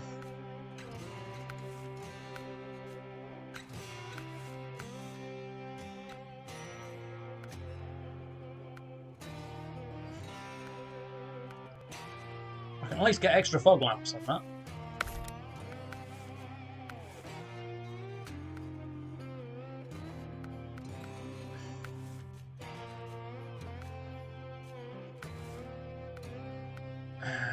It's probably going to be in Drummond Lake. One more level to the high power medium, which will be very useful. A bit more to go for that.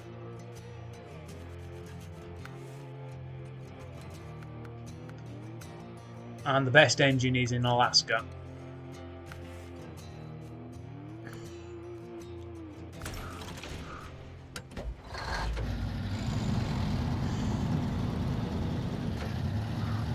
Plus, we didn't actually take any damage since we started tools delivery.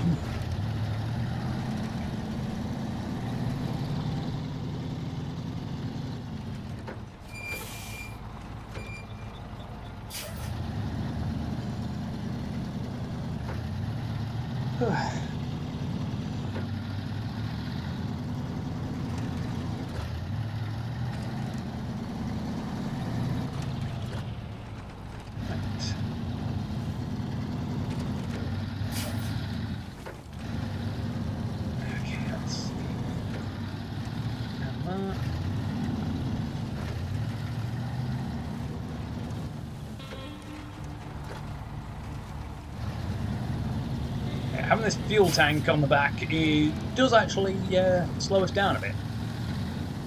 Mildly useful.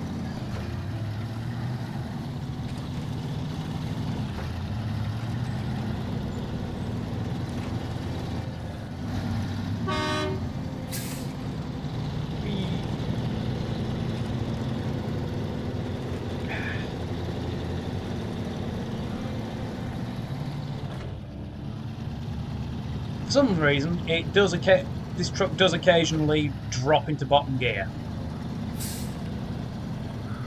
You saw I was percolating along, pretty close to top end of my gear, and it just suddenly dropped me to first gear. And we just randomly bounce on nothing.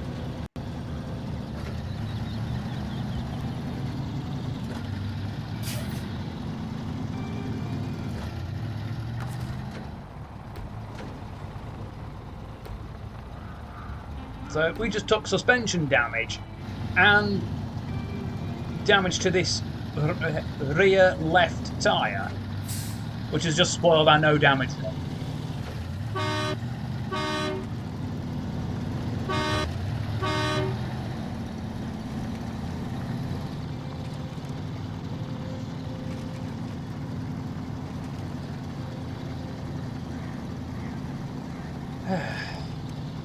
There comes the hard part.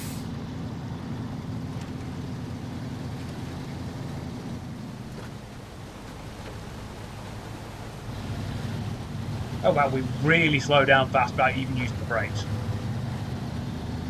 So normally, like that, despite the fact I'm not hitting the front of my truck, I'm hitting the bloody side, I'm still taking engine damage.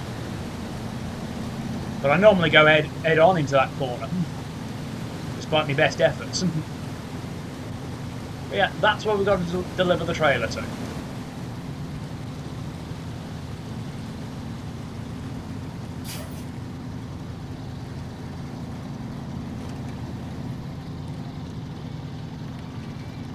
It's not just any curtain side trailer, it has to be that specific one. But yeah, when you first come here, as I said before, you couldn't see it because of the capture card going nuts. This wooden bridge isn't here. You have to get the materials for them to chuck it down so you can get across. Because I did exploring around and got to this side anyway, I was able to use that trailer, which had planks on it, to get across. Which is why that trailer is in the middle of the road. Because once again, I tend to leave trailers in the middle of the road so I can come back for them if I need them for another mission.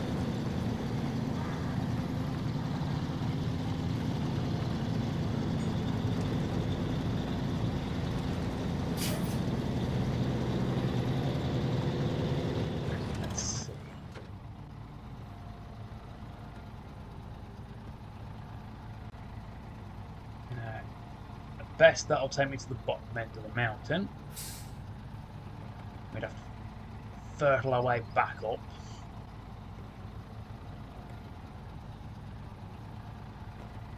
But we could use that route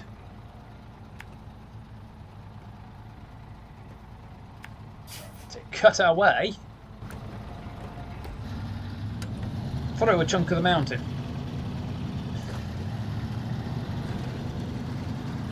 While we're making good progress on fuel anyway, it'll save us an extra couple of litres. As long as we don't roll.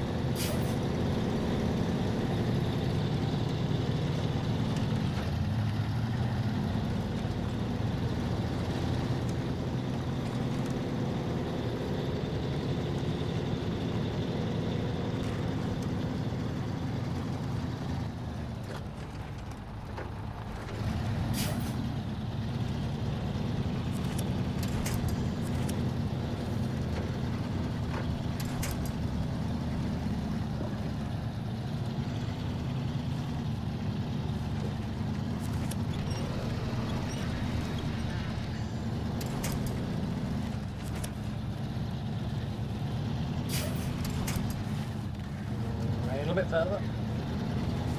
Oh.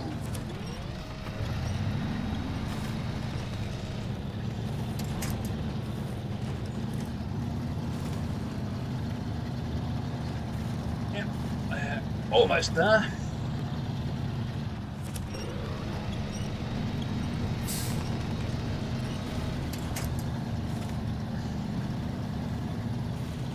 This is the benefit of studying the map a bit. You can find shortcuts.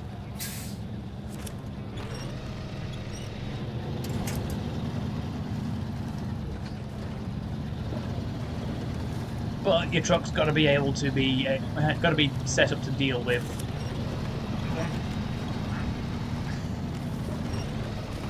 No.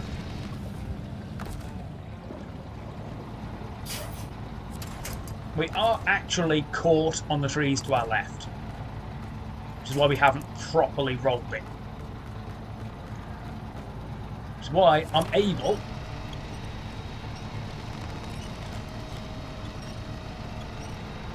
see, we're slowly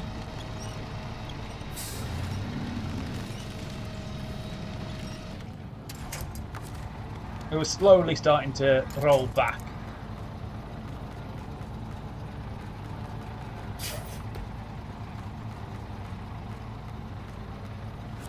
Go with that one. More distance, more strain, more leverage.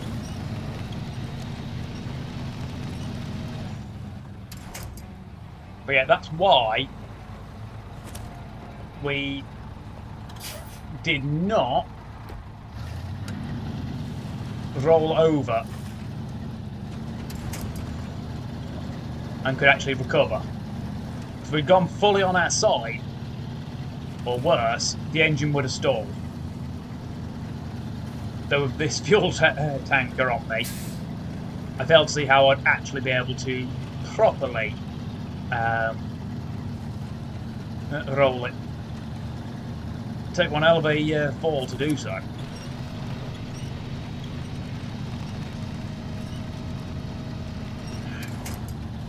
Okay, so no shortcut.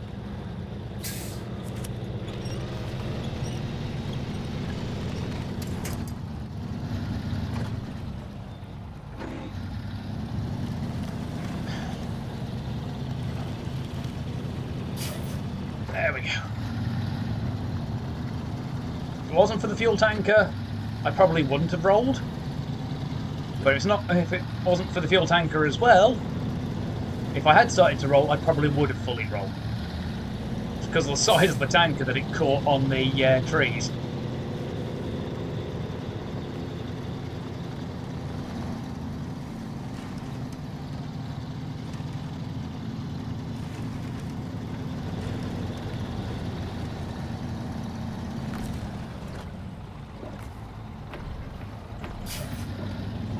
Top of 63. Sadly, I can't run the engine off of this giant, off of the fuel tank on my back instead of me low, more vulnerable fuel tanks.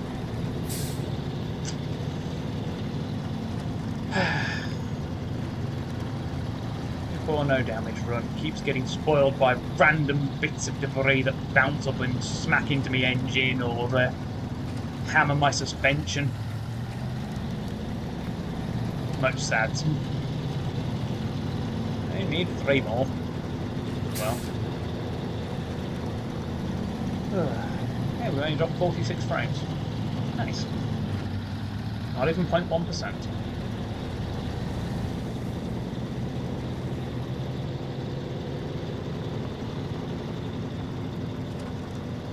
Getting that.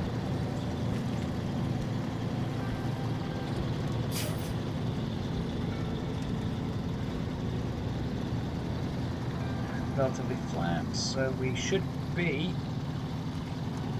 on the upper end of the watchtower. So yeah, we're on the top end of the road, so we're almost there.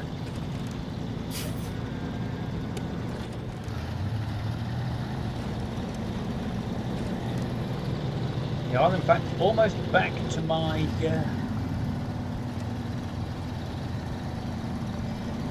to where I left the trailer.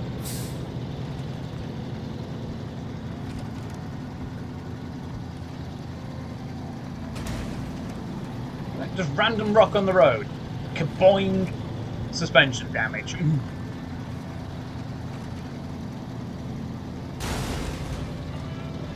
Going too fast down the mountain. 15 suspension damage and 6 tyre damage. Yeah, this is the one I hoped we'd have had to take it to. But oh well. There's the turning for it.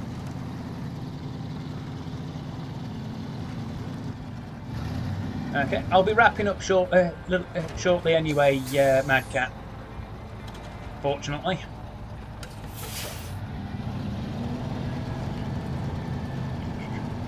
So before you lurk, you are welcome to leave a shout out for yourself. I don't have Nightbot set up or anything like that, so you'd be leaving actual link. But you're also welcome to drop a link for the Stumbled In as well.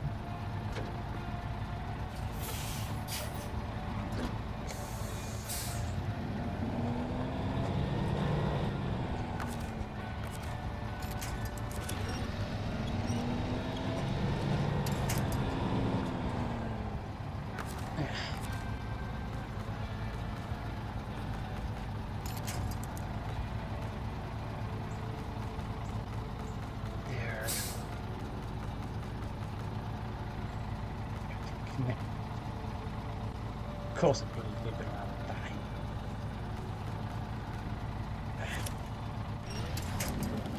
that. Balls! It's a weak tree.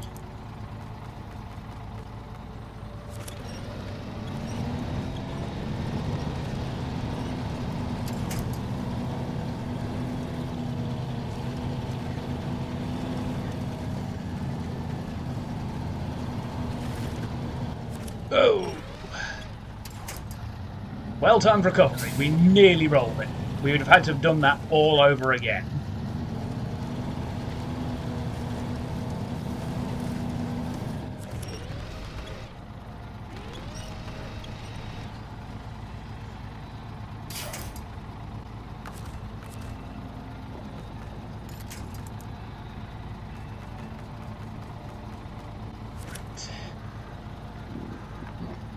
There.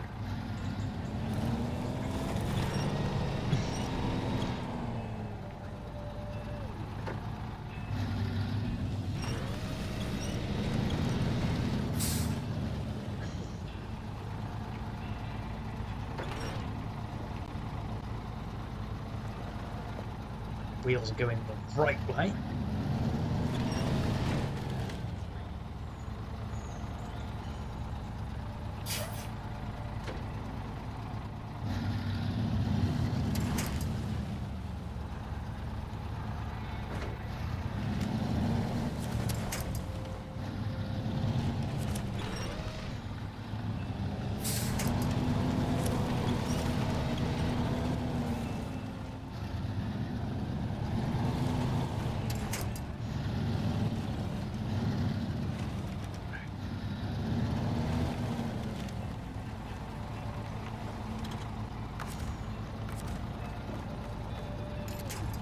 Just in range of the trailer.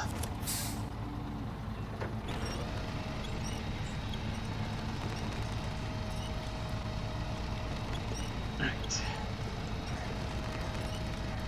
Come on. Ladle up.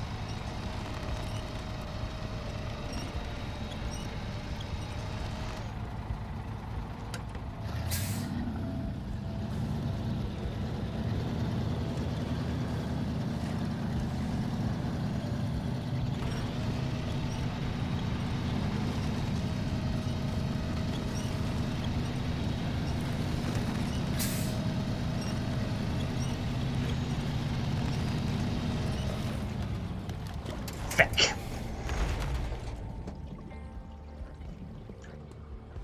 Well.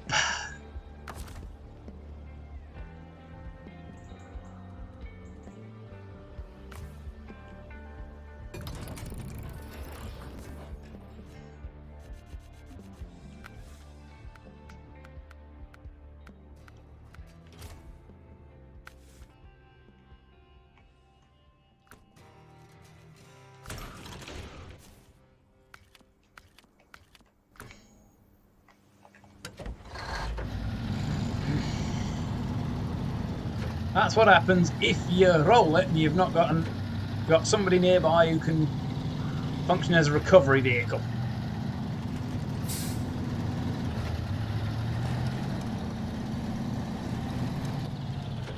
And the upshot, since we haven't got a work bed on us or any other particularly heavy load, one, we're faster, B, we've got a bit more fuel economy, and C, or 3,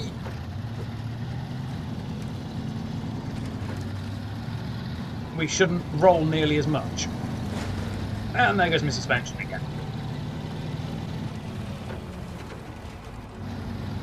I say you shouldn't roll nearly as much, but there are times where I've been going along, I've taken a corner with this thing, and I've just bloody lost it and gone rolling, and I'm like, argh! I'm not even carrying any load.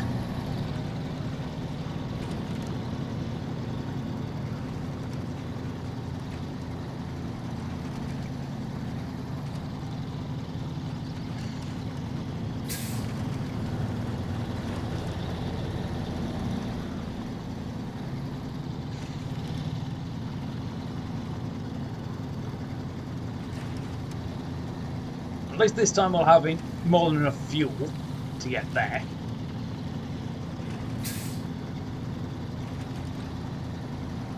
We only used 7 litres.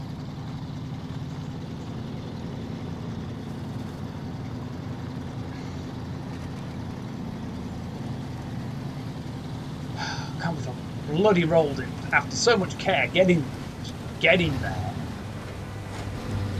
Right, that's how I normally take that corner. Going along and then bonk.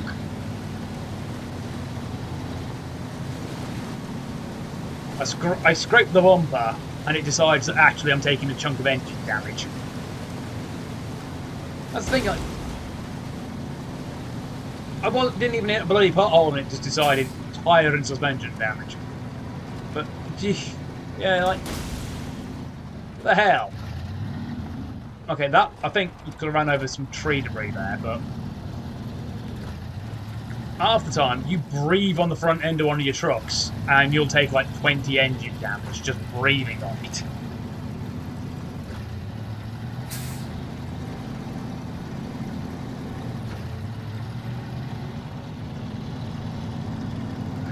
For the sake of the fuel tank and trying not to roll it, no shortcuts, we're just going to take the bloody long way.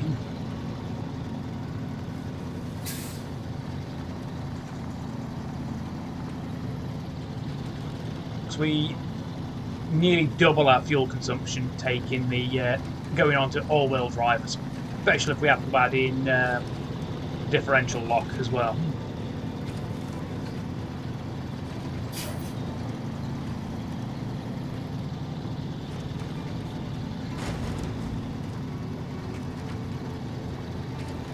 But yeah, just loose rocks on the road are a no damage run's worst enemy. To be like, oh, I'll be fine going over it. And you're fine. Suddenly, one of your wheels bounces up and boom, tyre and suspension damage.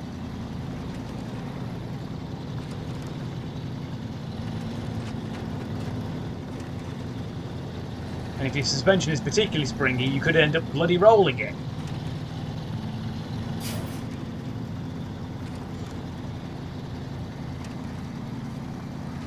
This has only taken us 20 litres to get this far.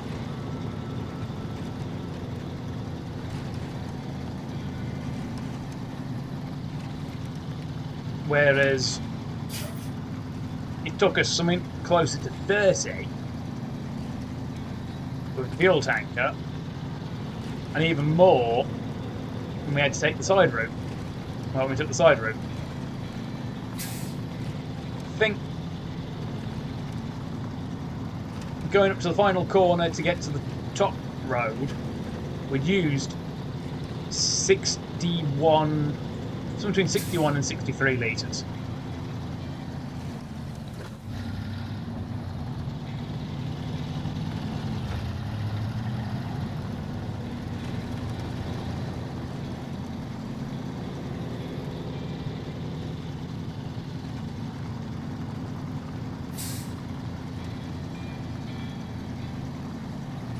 We've already almost reached where the shortcut would have come out. So that.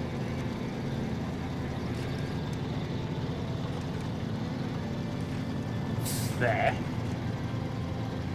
And we've only used 28 litres.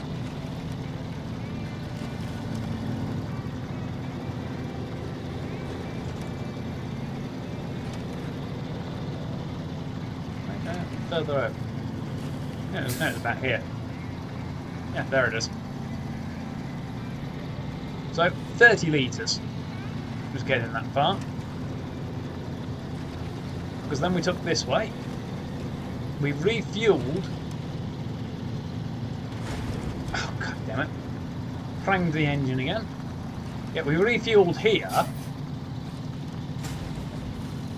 And that was 63 litres.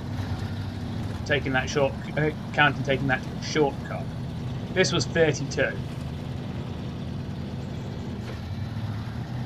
And taking the road, we haven't touched all-wheel drive or diff lock going up the mountain.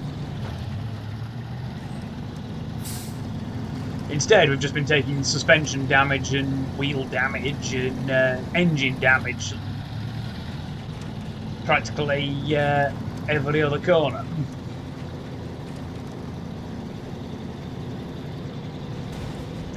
Okay, that one was my fault. It can be a little hard to steer these at times. especially when I'm using a controller, not a steering wheel.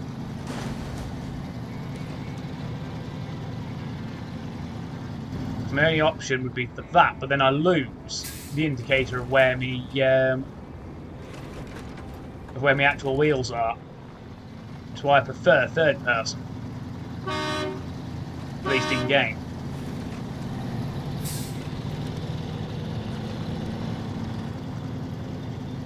Because this way, I can see where my wheels are going.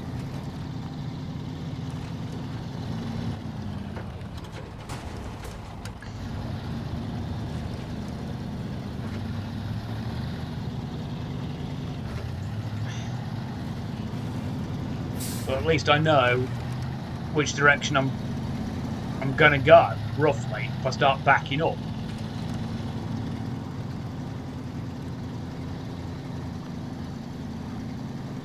Right, now we're coming into the turning, so we'll drive down, left of the fork, enough to get our back end on the way.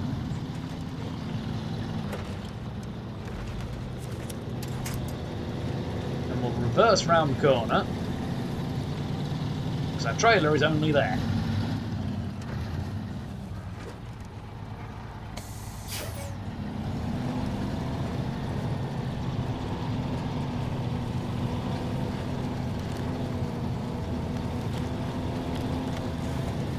If we stop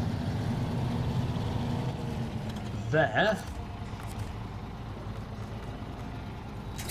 Yep, trailer hitch is in range.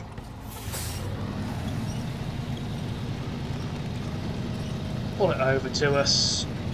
If it's close enough, we'll connect up.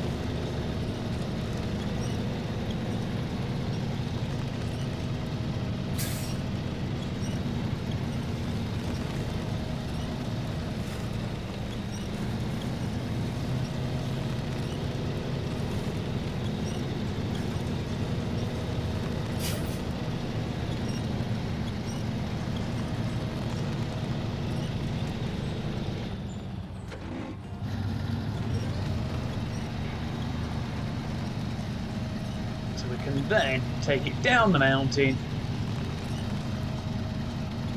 and over to the warehouse by the dam. Oh wow. Still not caught up to us.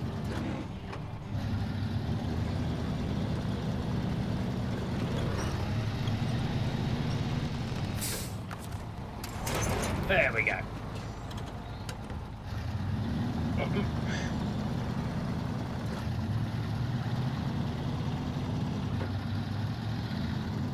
We haven't even used 60 litres getting this far.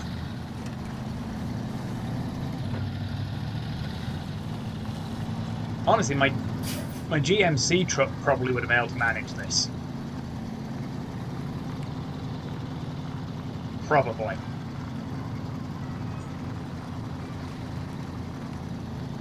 Because of the extensive amount of paved roads.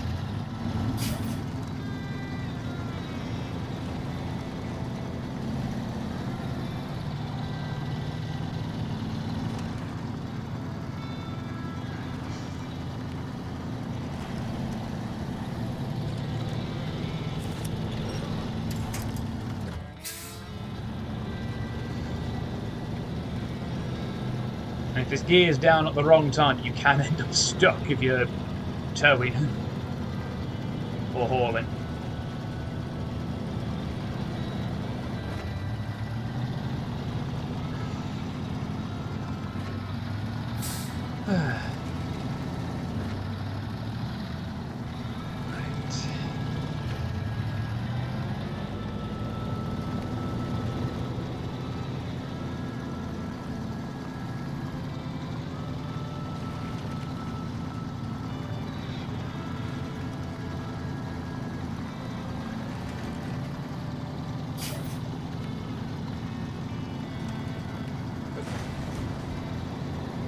Bonk. Fanging the engine once again.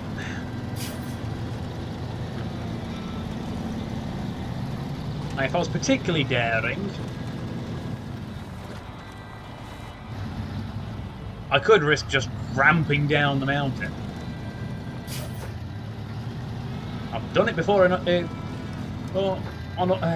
this map. I've gone, okay, road's down there, which will get me where I want to go. Let's just roll down the slope. And oh god, I've just rolled it. Oh, I'm back on my wheels, and oh yes, I've just made it across. Yeah, I've had that happen before. Usually on the big central island, with the island lake exit.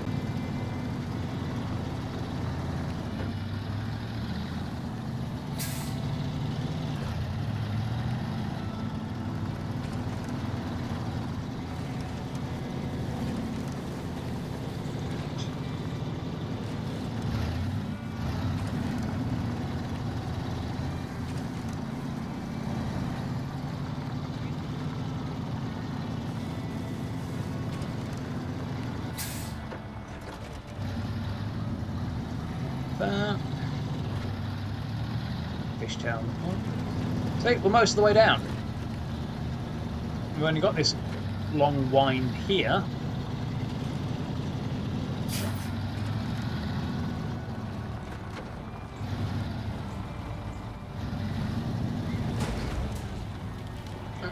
Trying the engine again, bouncing it off a tree.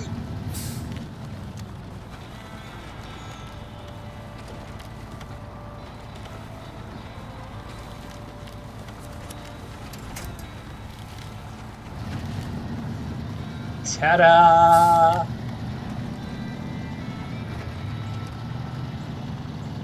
Just let the combined weight roll me down.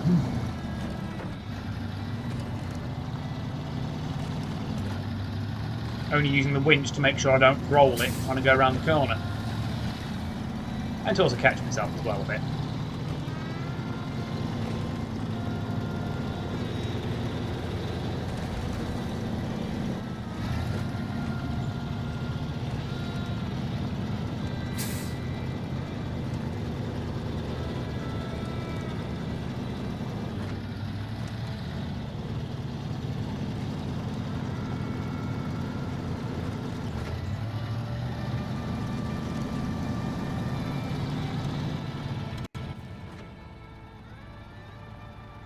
Because we want to go that way, not that way.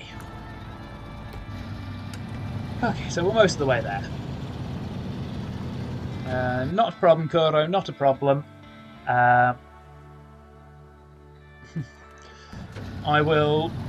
be tuning into Mad Cat's stream if you're present for that.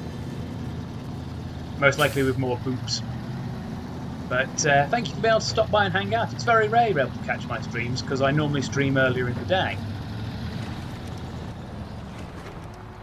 And yes, if you were quick enough to catch that, that was in fact a branch floating in mid-air. I have broke the physics engine of this game several times.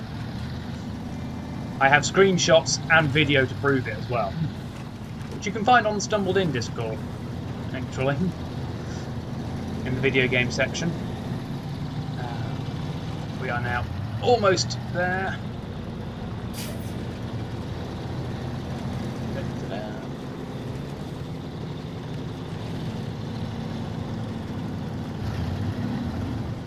Yeah, normally my schedule is Tuesday, Wednesday, Thursday and Saturday. But I've been a bit all over the shop the last couple of months. I'm probably going to do some streaming tomorrow or Monday if I'm in the mood for it, which will be Code Vein. Now I will hopefully be starting my tabletop up again properly on Wednesday, if all my players are available. Thursday, if I can get him up in time, Ambrose will be over at mine and we'll be playing Mechanicus.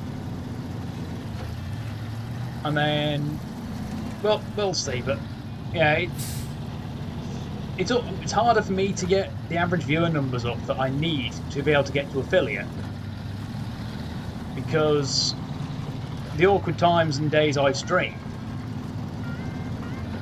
it's hard for me to get the viewer numbers. There we go. We truck in. So I'll head back to there. Go back to the menu. So yeah, that's it for me today.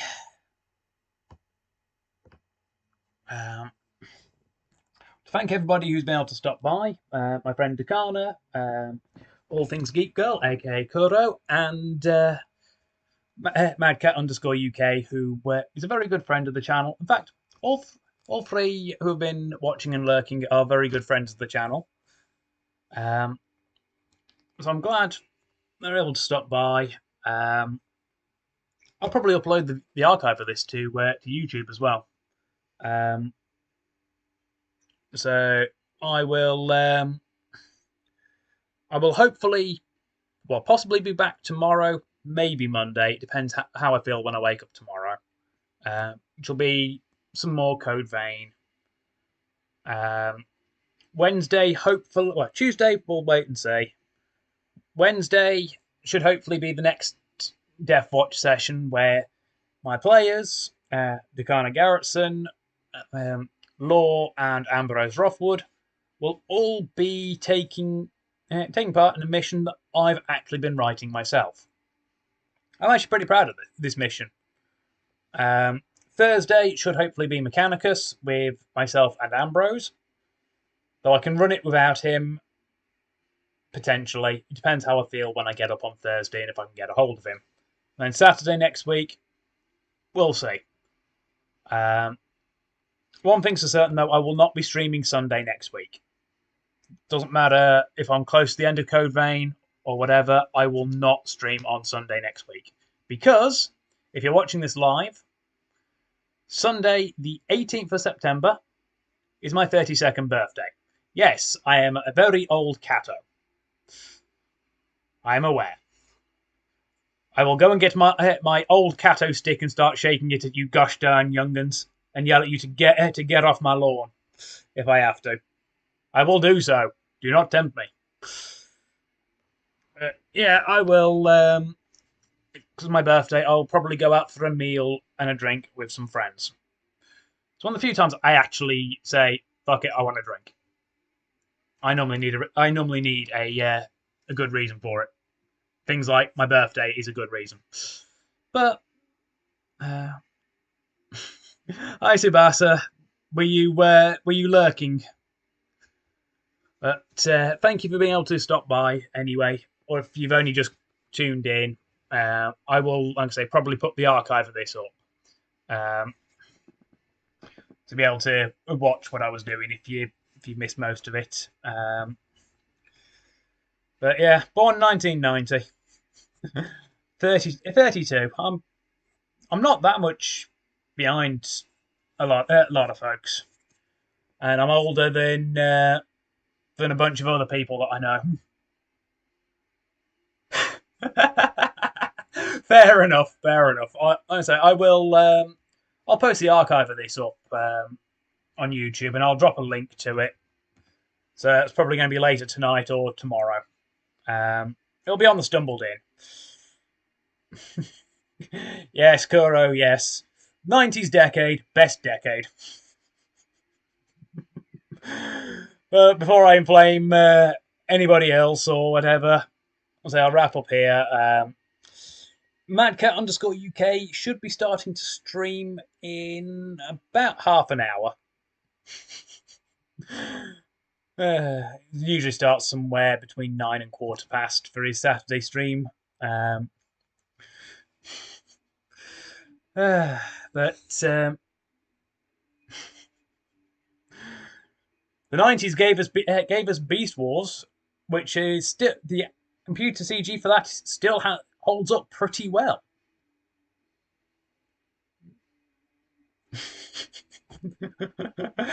Self-deprecating humour, eh? But anyway, like I say, I should be possibly back tomorrow with Code Vein, part 4 of, I think, what will be about 5 parts. Possibly. We'll wait and see. That may end up being Monday. I don't know. Uh, this is true. This is true. I am trying to do my outro here. Tuesday, if I stream, it'll be something random. I don't know. I never know what I stream on a Tuesday, aside from Final Fantasy XIV patch day. That's the only time I can guarantee a stream, or at least stream content. Wednesday, if all three of my players are available, it'll be Deathwatch. Thursday will hopefully, mood depending, be some Mechanicus, which is an XCOM style game in the 41st millennium, where you play the part of the Adeptus Mechanicus fighting against Necrons, trying to uncover the secrets of this tomb world before it fully awakens and kills you. Because, of course. Saturday next week, hopefully, will be something. Again, depends on my mood when I get up. There are days where I'll go to sleep and be like, I'll stream tomorrow. I wake up, my head will be like, I need to stream. My body's like, nah, you ain't doing anything today. Nah. Or I'll wake up and my body's like, let's stream. My head will be like, nope.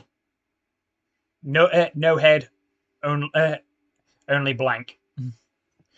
But no matter what, there won't be a stream Sunday next week. Because, again, it's my birthday. I know some people don't celebrate their birthday. There are years where it's like, I get up and it's like, oh shit, my birthday's tomorrow, or oh shit, it's my birthday today. Where has the last X amount of time gone? One year, I got up and it didn't even feel like my birthday because it was just so bleh. And I was actually depressed that day as well. I felt better a couple of days later, but it was just and I think that was my 29th. So about 3 years ago. I felt better for my 30th, fortunately, but yeah, I'm going to finish the wrap up before you all get bored of my wandering ramblings again. For those who aren't following, by all means, please leave a follow if you haven't. You can turn on notifications where possible, so you get notified when I go live. If you're watching on a desktop or laptop, you should be able to see my About section, where you can find a link to my Twitter, where you can follow me at SaberofWoQ if you are not already. I post there when I go live. I also share screenshots of what I'm playing. I also share cosplay and artwork and whatnot that I find on Twitter.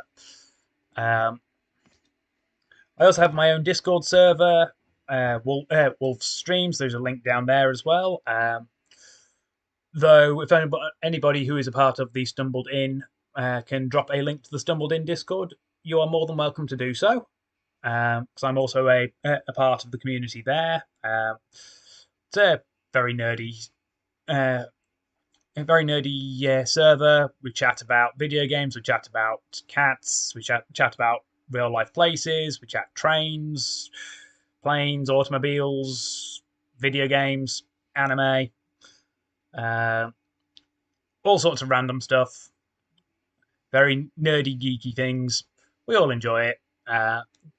Great bunch of guys running it. Cheers, Kyron Russmore, Krifu Banal, Retro Ted, and JStation64. Madcat_UK is one of the bards there. So there's notifications when he goes live as well. I'm hoping to work my way up to affiliate, so I might possibly be able to get to bard status as well. Hopefully. But yeah, thank you all for coming. Thank you for sticking with it this long if you've been here since the start. Thank you again to Kuro and Madcat for being able to stop by, because I know they can't normally catch my streams because I normally stream earlier in the day, especially in the week. But thank you everybody for stopping by. I hope to see you next time. Hopefully you've all had fun. But yeah, ciao for now.